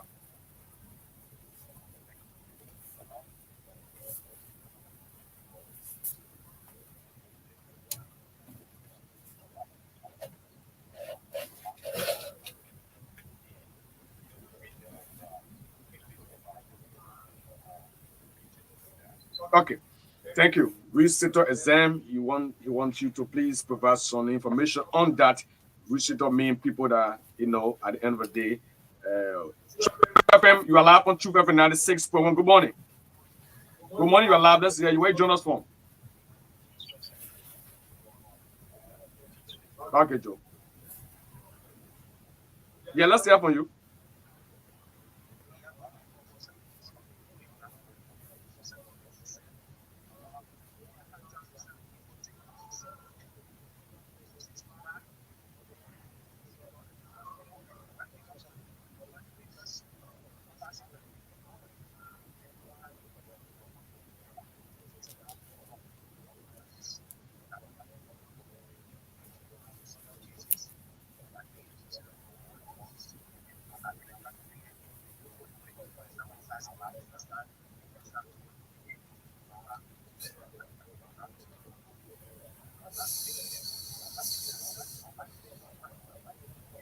Okay.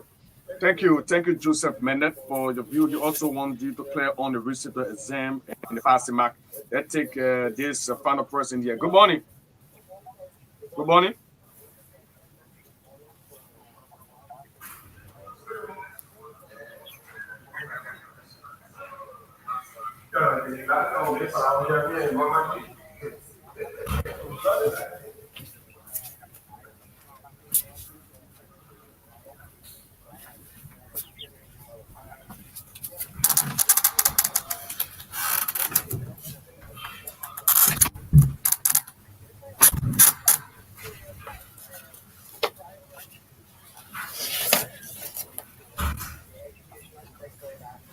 Mm-hmm.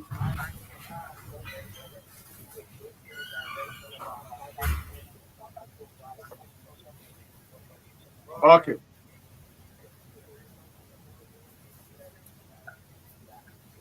Private school do much more than the public school. Thank you so much, my brother. Now that you can respond. I mean, 2 callers are concerned about receiver. Yes, the first 2 callers. So firstly, let me say that the second series of the 2023 private candidates exam will be administered from November to December of this year in Liberia. We actually start the registration in September, even though we are aware of the pending election in October. Well, we know that after elections, life will still have to move on. So we will commence the actual registration in September, and then by the end of November, we start the test. By December 13, this year, we are hopeful that the test will be concluded in Liberia. For the second quarter, on what happens to a previous result from the private clinic exam. First, let me indicate that you can set the exam as many times as possible. And there is a myth in Liberia that when you go for the private clinic exam, you are bound to be successful. No. If you don't prepare for the exam, you go for the exam, you will still not be successful. So it doesn't matter whether you sat the test in the past, you were successful in a particular subject. If you're successful in a particular subject in the past, you don't necessarily have to do it again. Okay. If you don't do it again, it will not be counted against you. However, if you choose to do that subject again for reasons that will be best known to yourself, maybe you want to improve your scores, then in that case, if you took it for the second time and you were not successful, obviously we now go back to your first result to say, or you did it system. But the interesting thing about us is that you have already received a certificate indicating your attainment on the first test that you sat, and in which you were successful. But for the second test, you will not see the result. So that's the clarity for that. Yeah. Thank you. you so much, Dad. Just a minute. Honorable Judge wants to give the final words to the public. Yeah, and let me just use this time to commend all appearance as we go towards the 2023 election. I want to seize the opportunity to admonish every one of us to continue to maintain the peace. I think Liberia should be supreme to any individual, interests and so forth. So as we go towards the election, let's remain peaceful. That's my plea to every one of us. If there is no Thank you peace, so much. our children will not be able to go to school. Yes. Thank you. Hope to see you in Rivers of Gandhi. Thank you, Dad. Have a wonderful day. Thank you so much for joining us. You've been our guest here, Dad Boto White Boss. Take a very short break and of course take our next studio guest this morning. Use. 20% off all food prices. I got you. Techno and all. I have you see about all 3 years. I get it out. You so deep. We have the best deals, offers, and promos. Purchase from any of our stores and POS around the country and enjoy the best mobile coverage certified by Ookla. Second time in a row. Brings you closer to what matters. Orange.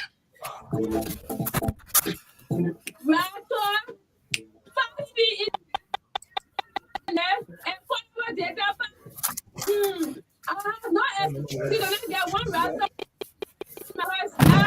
Let me run now support them for me and the family.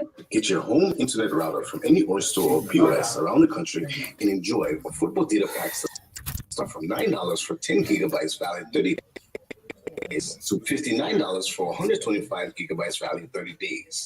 There's a pack for everyone. Enjoy using the fastest speed internet. Brings you closer to what matters. Orange. We don't worry about there's a package for me. There's a package for you. There's a package for everyone. I can reach out my West McDonald's and enjoy with confidence. To activate, dial star 888# or subscribe to My Orange app. $1 gives you 50 minutes on net calls and 5 minutes off net calls, while the same dollar gives you 500 megabytes of data, valid 24 hours. Enjoy using the best mobile network, certified by Ookla second time in a row. Visit our website, www.orange.com.lr, or call 111.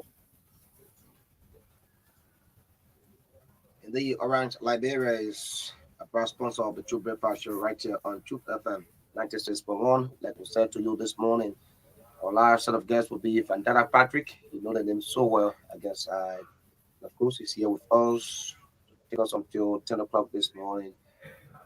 Choose some trending discussion. Now, he's one person whose name has been in the public for the senatorial seat of Maigiri County. Whether he has registered, because there have been people who paraded the corridors of the rural counties that they were going to contest. Up to now, we are yet to see their registration form, photos of it. And we are yet to hear from them as to whether they did their registration. Now, some listing is out. Some of their names are not there. Some are in the diaspora causing the noise after all of the interviews, but they are yet to be seen on the listing. Their names are yet to be seen on the listing. Mr. Patrick. Well, good morning, Mr. Augustine SAAH, and to the True FM family, including those who are worshiping this morning in other parts of the world, and of course, those of us who are listening in Liberia. If you are on your way to work or you are in your office already, I want to say good morning. It's good to be here. Indeed, it's been a while. How has it been? Oh, of course. I think it's been a while for True FM, but we've been around. As you know, we've decided to participate in these elections, and so we've been very busy in Maigiri, engaging our people. So it's good to be here this morning. So let's look at it, because, like I said, it's been a while. You've never heard the way people know you to be, the Vandana Patrick that we do know, speaking to national issues. There have been a lot of issues of corruption, issues of people getting mixed in, especially from the government angle being accused. What have been your involvement? So basically, maybe I was not here at that time. I was in the US. We issue policy papers. We met a lot of international partners. I know you are quite aware about my international network. It's very powerful. So many of these engagements, you know, when I was in Washington, D.C., we engage powerful institutions. You know, you have Human Rights Watch, sit within Washington, D.C. We engage members of Congress on these situations that were going on in this country. We had a time to discuss with Amnesty International, Congressional Black Caucus Foundation, and several other human rights institutions and policy-making institutions in the world. But back in Liberia, I issue policy papers. So if you check my Facebook page, of course, social media has been a very powerful instrument through which you can communicate, educate, inspire, and perhaps use it as an advocacy tool to remind government on its responsibility. So we've been very vocal. The illegal dismissal of our people, people who disappear, we call on the government to investigate even the current trending events in the country with respect to murder cases. We've been very vocal on that. Apparently, maybe we have not come on your media platform, perhaps to see as to whether we are physically present here to discuss. So if you read the papers and internal communication, trying to investigate, because we don't just advocate when somebody says something, we go through a period of systematic arrangement of the facts based upon observation and direct engagement with the victims. Then we take up our advocacy from that perspective.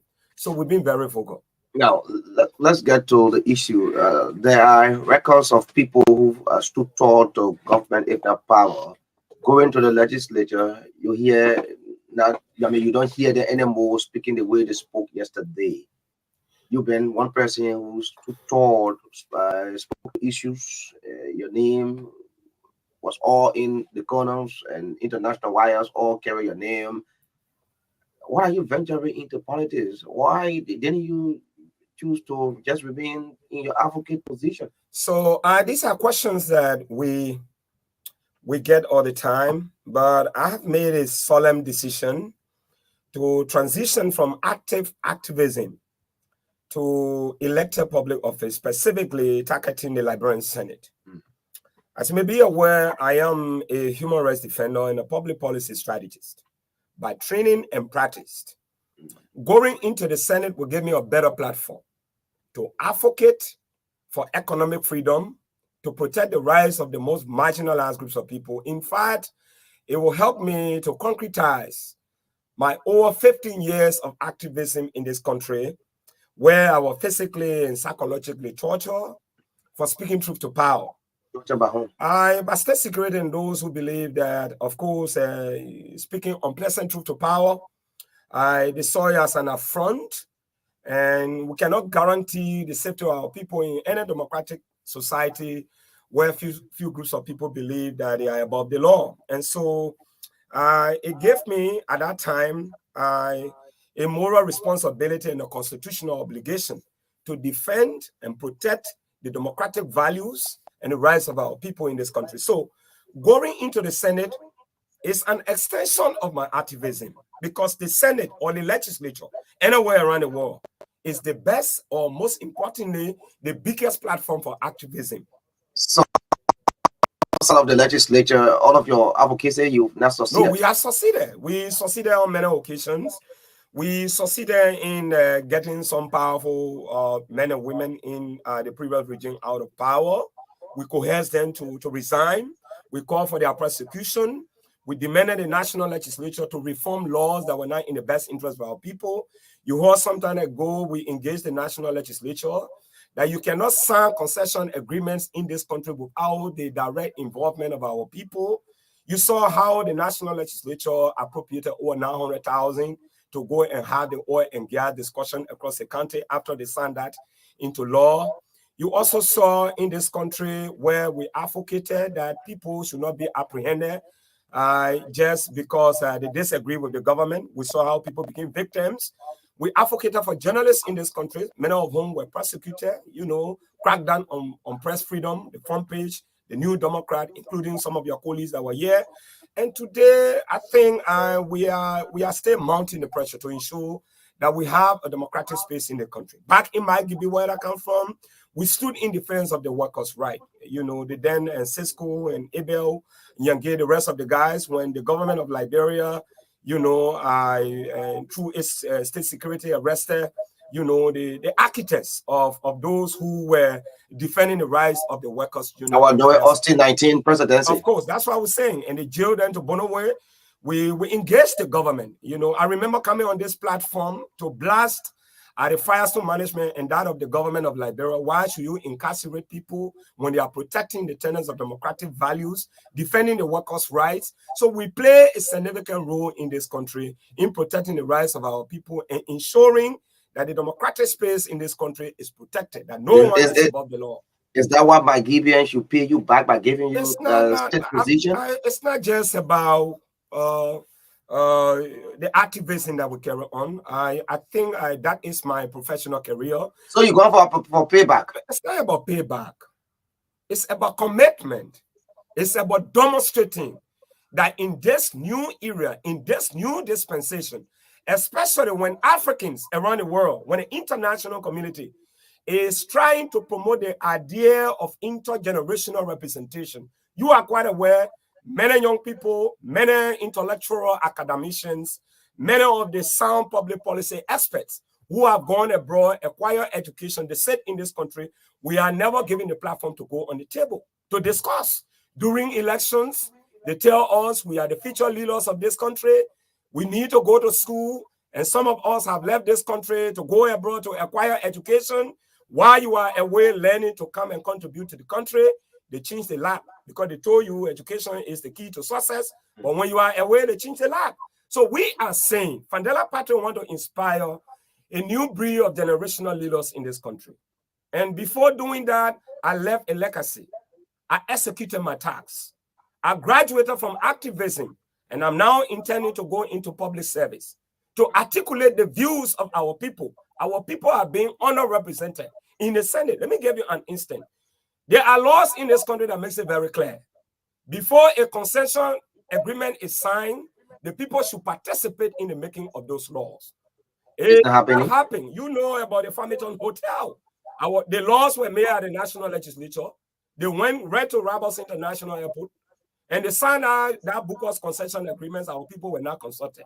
You know, in this country specifically, Firestone, our people's rights are being abused.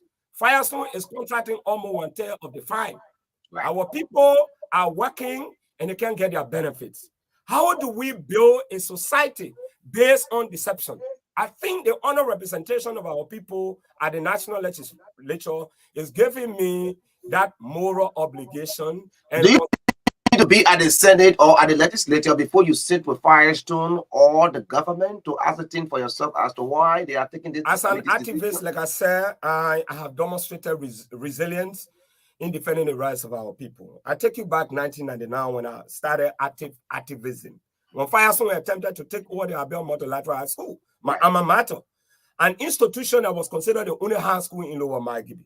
They were deliberate in their attempt to take over the school. We resisted them. But what I can say to you, you don't have to be in the Senate, you don't have to be in government to sit with powerful concession companies, such as Firestone or China Union or SRC or maybe Meta Steel.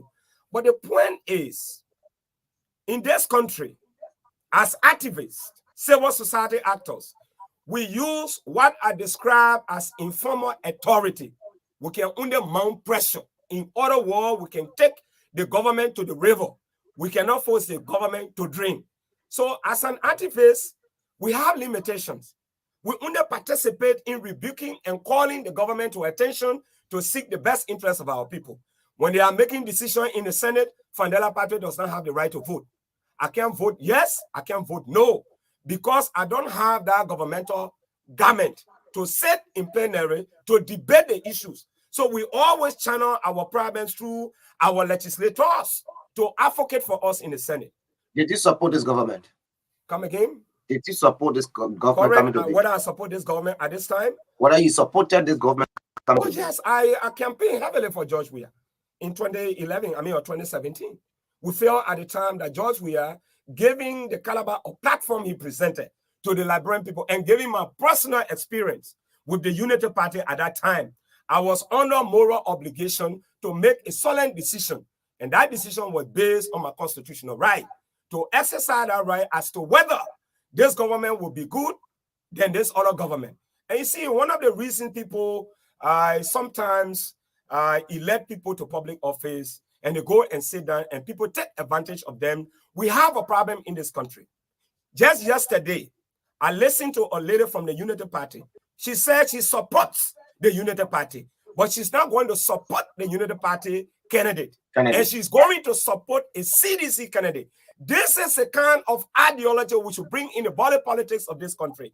I rebuke this government the moment President Weah appointed the first cabinet minister. I made it very clear.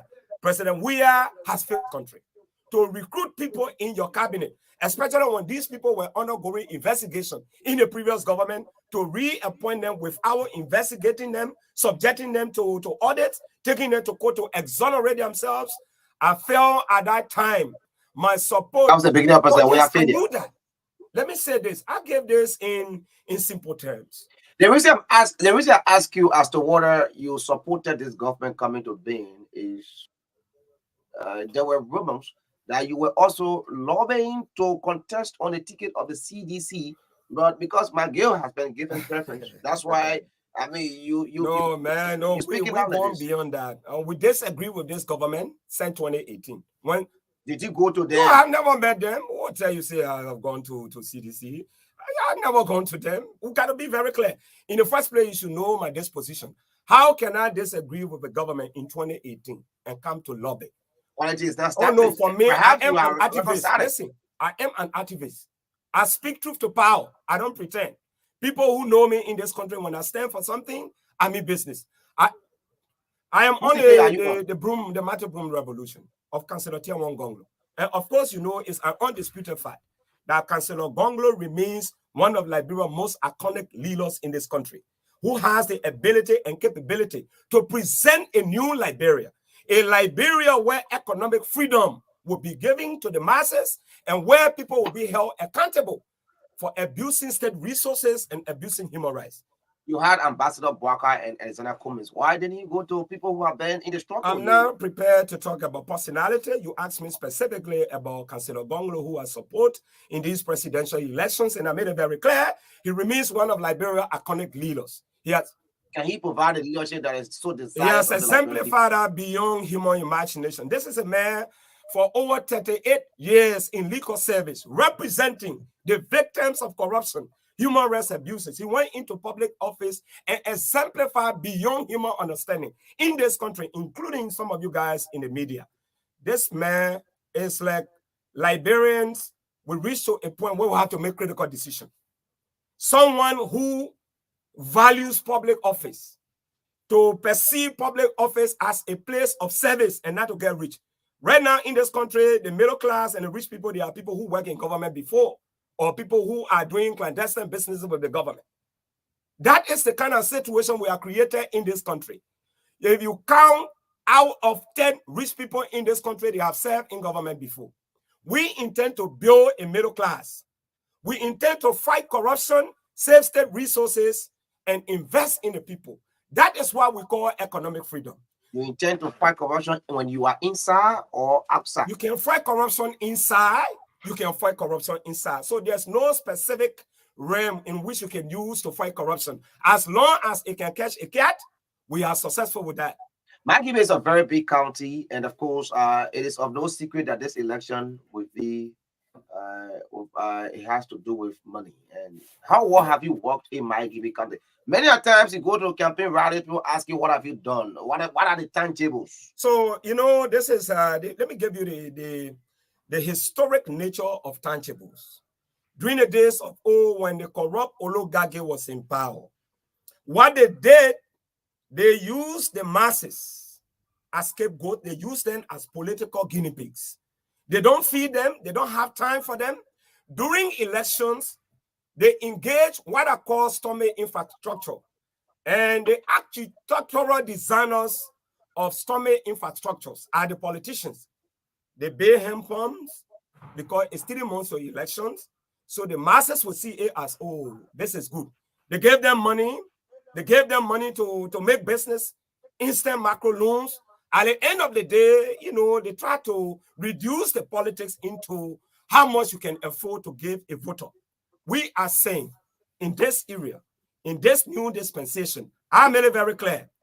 If you have struggled for almost 5 years, you have not seen these people who are now coming like political angels, and they are giving you resources you never dreamed about before. Remember, poverty has a way when you start to enjoy, especially where it is temporary, it will sit at your doorsteps. Are you saying this because you don't have to give? We give. There's no way you run your election where you can give. But to make it a conditional factor that if I don't have money or if someone does not give me money, I'm not going to vote for them. Then, of course, you will be like a rapist. You know what happens to a rapist? They will have 5 meanings of sexual enjoyment. And when they are caught, they go to jail for 20 years. You may choose to eat the money today. You may eat the 30,000 Liberian dollars, 50,000, 10 back arrest. How long that money or back arrest is going to stay with you? Less than 4 months. You go right back into suffering.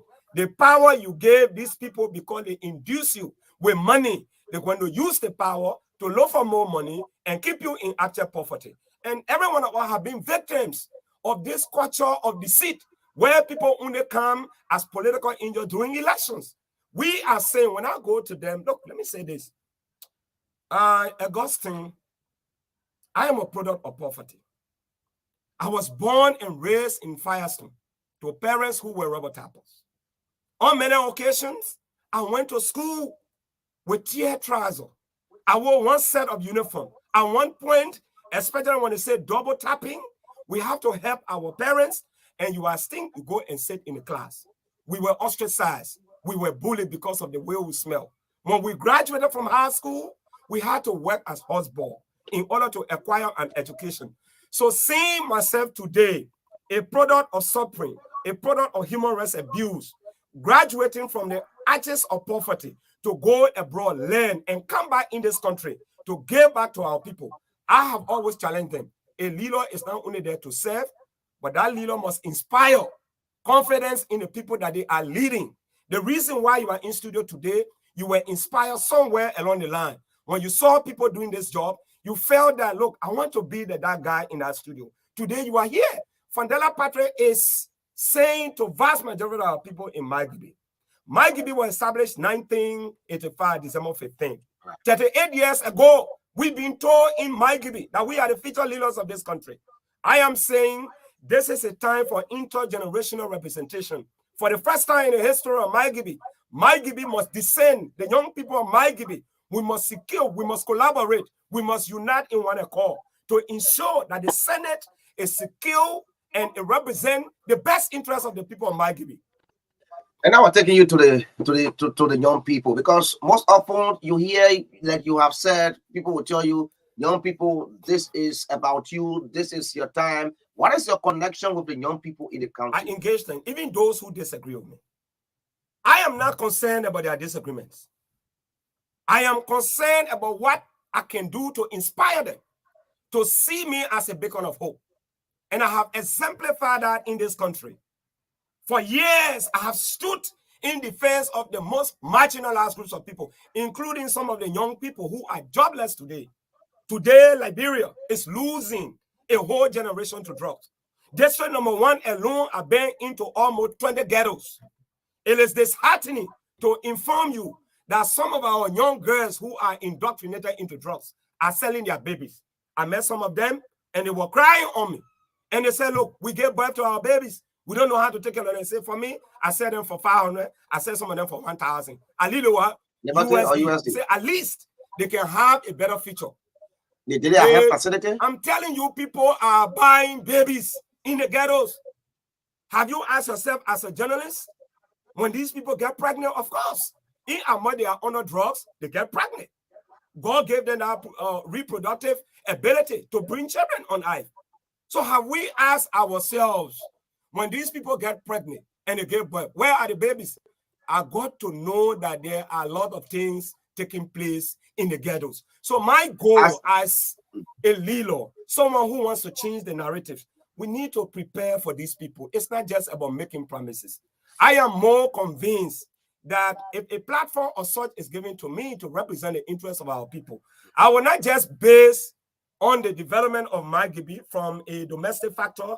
I want to be a senator, to travel to Europe, to travel to America, to travel to Canada. There's no small senator, there's no big senator. If people know the ability of a senator in this country, you will sit here, you create ties with members of parliament in Europe, members of the United States Congress in America and Canada. You sit with them. I dream about a MyGibi where we can travel and raise money. MyGibi has a budget of 425,000. The population of MyGibi, we are over 230. That money cannot keep MyGibi alive. We dream about a MyGibi where our operating budget will be not less than 5 million. We have to step out to ensure that we look for the money here domestically by ensuring that companies operating in our country, they pay their share. The law is the law. Every company that operates in this country, they have an obligation. We want to know how much Firestone is giving to MyGibi. We want to know how much SRC is restoring in the covers of MyGibi. We want to know how much China Union is giving. Well, we should have collected all those duly entitled benefit from MyGibi. Then we set up a team 10 where we go abroad to raise money. If the government of Liberia, especially the president, can travel to other parts of the world to bring investors in this country, what makes you think as a senator you cannot also travel with intellectuals, economists, business executives to strike, deals, to collect investors from other parts of the country and come in MyGibi and invest in our people? Let me take you to the health and security sectors of MyGibi County. What are your plans? You always hear people talking about how the security sector, there's no mobility. As a result, when they scram somewhere, they do not move there immediately. And the health system, you also, every time you hear calls on the radio, you read the newspaper, they tell you about the whole stage of the health system, not just in MyGibi County, but the country a lot. So we need to deepen our international relations. The government is corrupt, not this government, previous government. And you see in MyGibi, this government is not a part of it. The government is corrupt, I say, in previous government. Okay. Government has been corrupt. I'm saying corrupt. Can you imagine? MyGibi is the 5th most populated county in the country. We have a budget, the one they gave us for county development, 425,000. That money is chicken change. And this idea of dependency, this is what we want to break. Fandela is coming into this picture as a senator who will say, the first thing MyGibi does not have a development plan. We want to develop the MyGibi model. As a senator in my first 3 months or 90 days, we want to sit with our people to catalog what can we do in the first 6 years. And these 6 years will be divided into 2 years. What can we tackle? The issue of health. If you depend on the government of Liberia, our people will die. CH Rennie Hospital, water fire. Almost 2 years. The government is incapable of reconstructing a healthcare facility in the 5th populated county in this country. A country that helped this government to come to power, because mind you, the second time of the election, the second round of the election, MyGibi overwhelmingly voted the CDC. But we have gone almost 3 years. Our people are dying. So my policy on healthcare, the first thing we need to ask, how do we refurbish our clinics and our hospitals in MyGibi? Can we raise the money here? The money is here. The money is in MyGibi. Let me say this very clearly. If we develop the willpower, the political will to justly and legally demand what is entitled to MyGibi, as per law, Firestone, we want to know how much you are giving us. SRC, how much you are giving to our people. Farmington, how much you are giving to our people.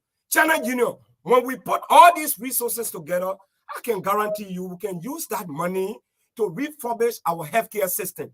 I don't want to be a senator where one man will go by, one ambulance, and pass around, and the next, forget about healthcare.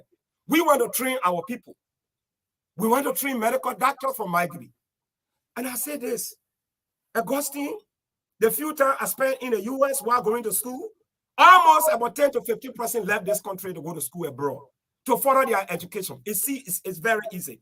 A certain senator, imagine Senator Patrick, writing about 30 international institutions. And obviously, somebody say you are the only Harvard University graduate that don't have a job. No. No, we'll come to that. And I'm saying this to you: if Fandela Patrick sits in the Senate and begin to tap on my international connections and networks, and just begin to write about 30 universities around the world, asking them to at least give 5 slots to citizens or residents of Margibi to go abroad, specialize in certain field, and come back in this country, it is highly likely that out of 30, you have 5 that will say, Mr. Patrick, we agree, can you send these qualified people? This is what we talk about human relations. And every year, I'm dreaming about sending some of the most qualified young men and women, somebody graduated from university with summa cum laude, magna cum laude, and they are changing money. That is an abuse to education, because education should dignify people. It should place you in a position where you will be able to make sound decisions with respect to your professional career. We want to work in a healthcare sector. I'm also thinking about setting up a think tank, maybe the Friends of Margibi.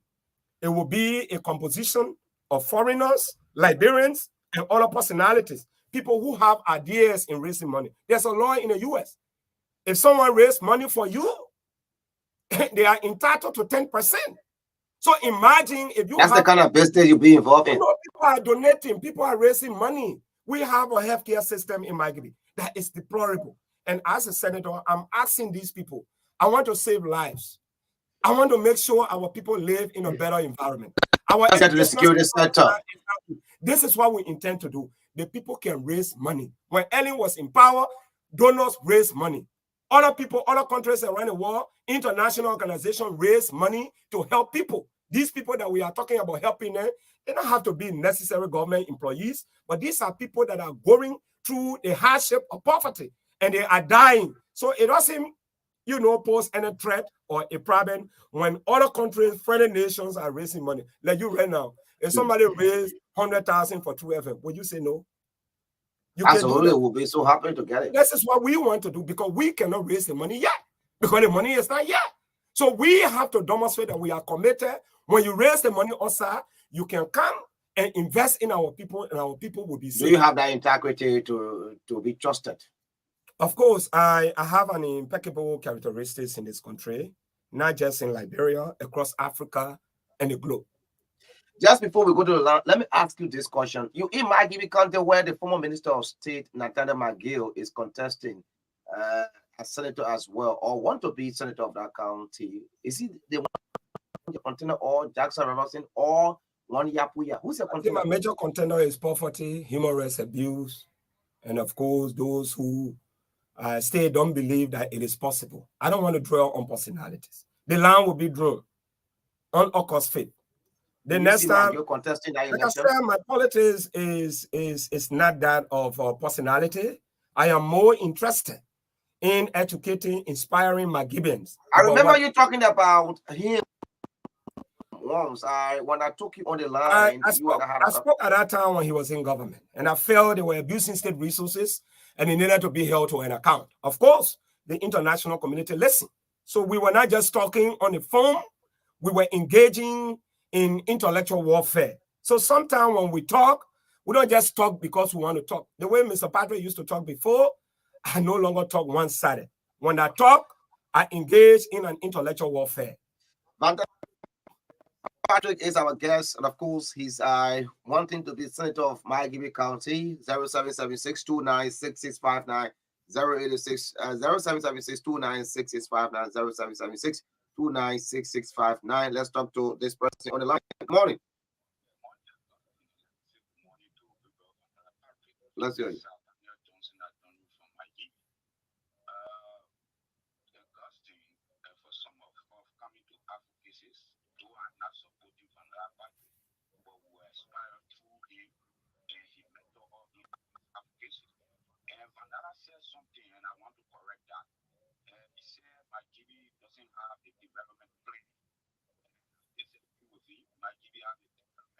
Okay.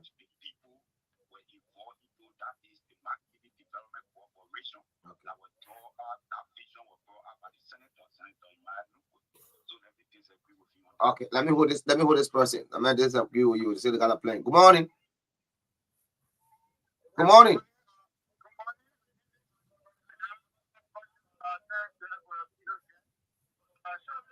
Where do you call from?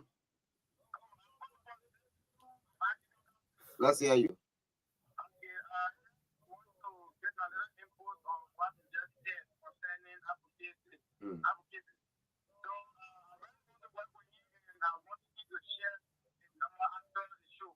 Is that what's your name again? Okay. That ended the other one. Good morning. Good morning, Chief.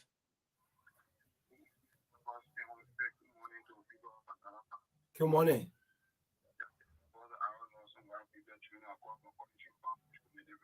Thank you.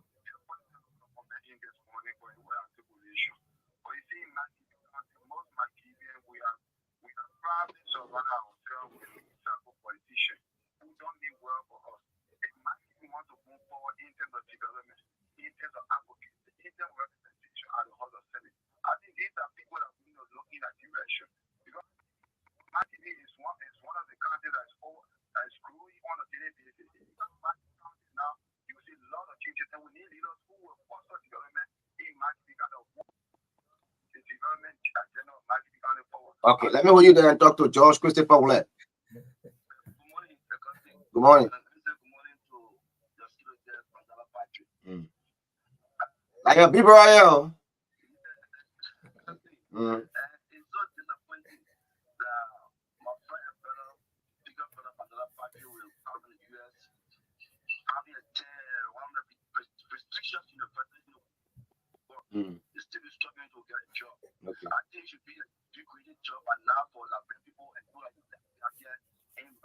Oh, the people who get graduated from Harvard, they can get job, eh?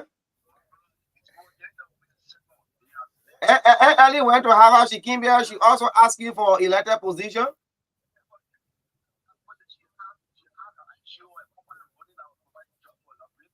Okay.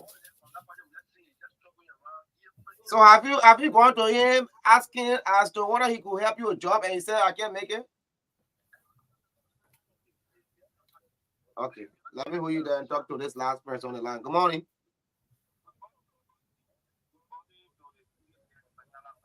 Let's hear you.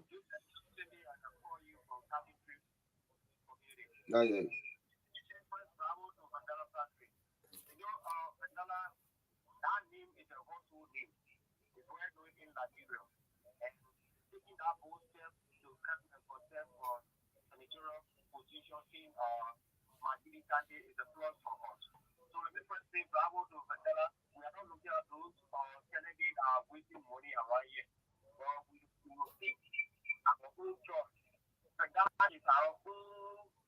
Okay, let me hold you there and squeeze in this person. He's your own product for model lateral. Let me hold you. Good morning. You are a final call. Good morning.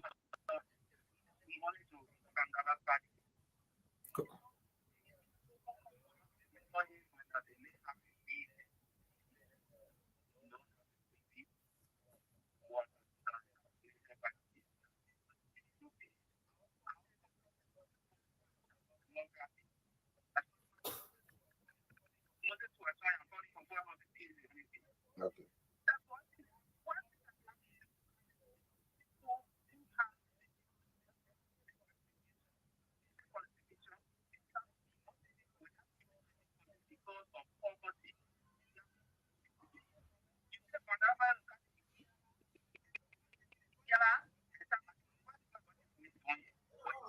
And I was asking whether he has built him from.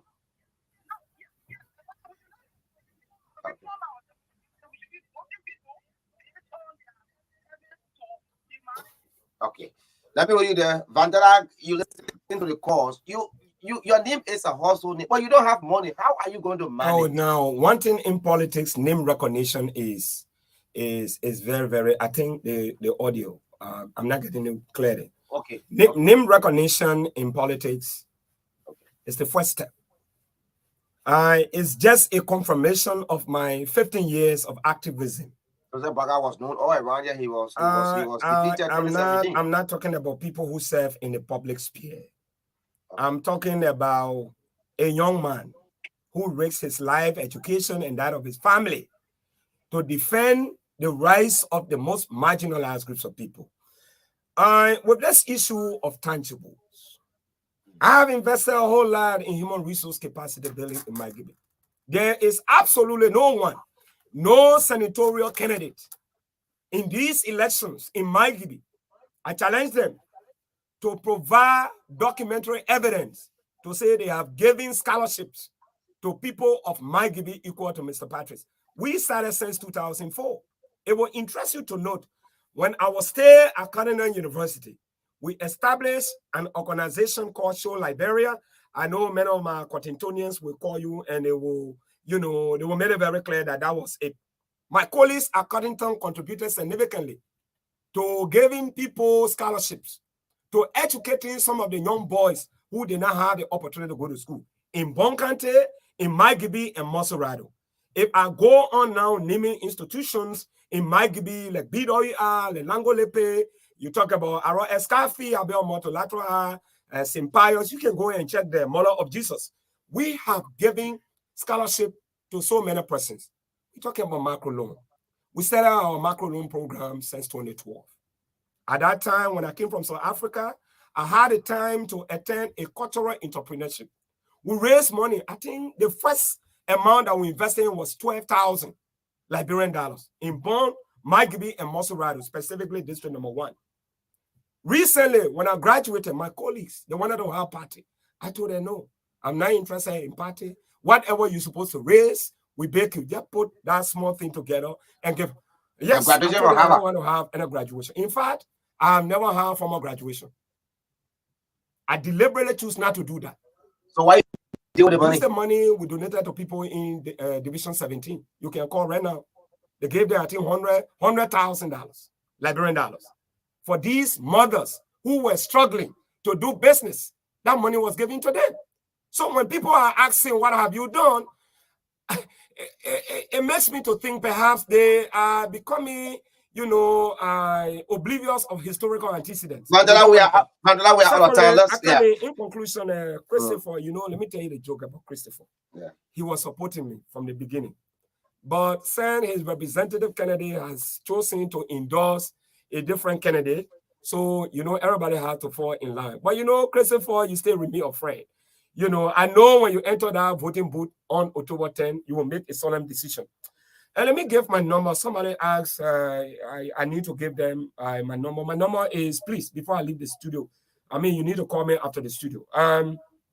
It's 0777 113702. 0777 113702. That is my number. Look, if somebody say Mike B has a development plan, then why are we backward? We have not seen anything going by plan. If you have a plan, go by plan. But people are taking personal glory. They pay hand pump, they pay market kitchen. I did this, I did this, I did this. So where can you? I'm sure that he's following. If we had a plan, we needed to catalog what was developed in the name of this, My Gibi development plan. This is what I'm saying. My Gibi needs a new breed of leaders. Fandela Patrick is here as one of your best. As I speak to you, we are now going into My Gibi. So again, it's a good opportunity to be on your platform this morning. We hope to come here again during the heat of the elections to articulate more on what we are doing or what we intend to do in this country. Thank you. Thank you so kindly, Fandela Patrick. One of the many Senate transparents. Imagine County has been with us on our last segment of the True Breakfast Show. Thank you for your listening. The show takes a weekend break to be back fresh on Monday with Odiwo and Maka Davis. But it has been Augustine SAAH KORRIES KANGAR edition of the True Breakfast Show. Never trouble. Never trouble until trouble troubles you. Have a pleasant day. Magibi.com.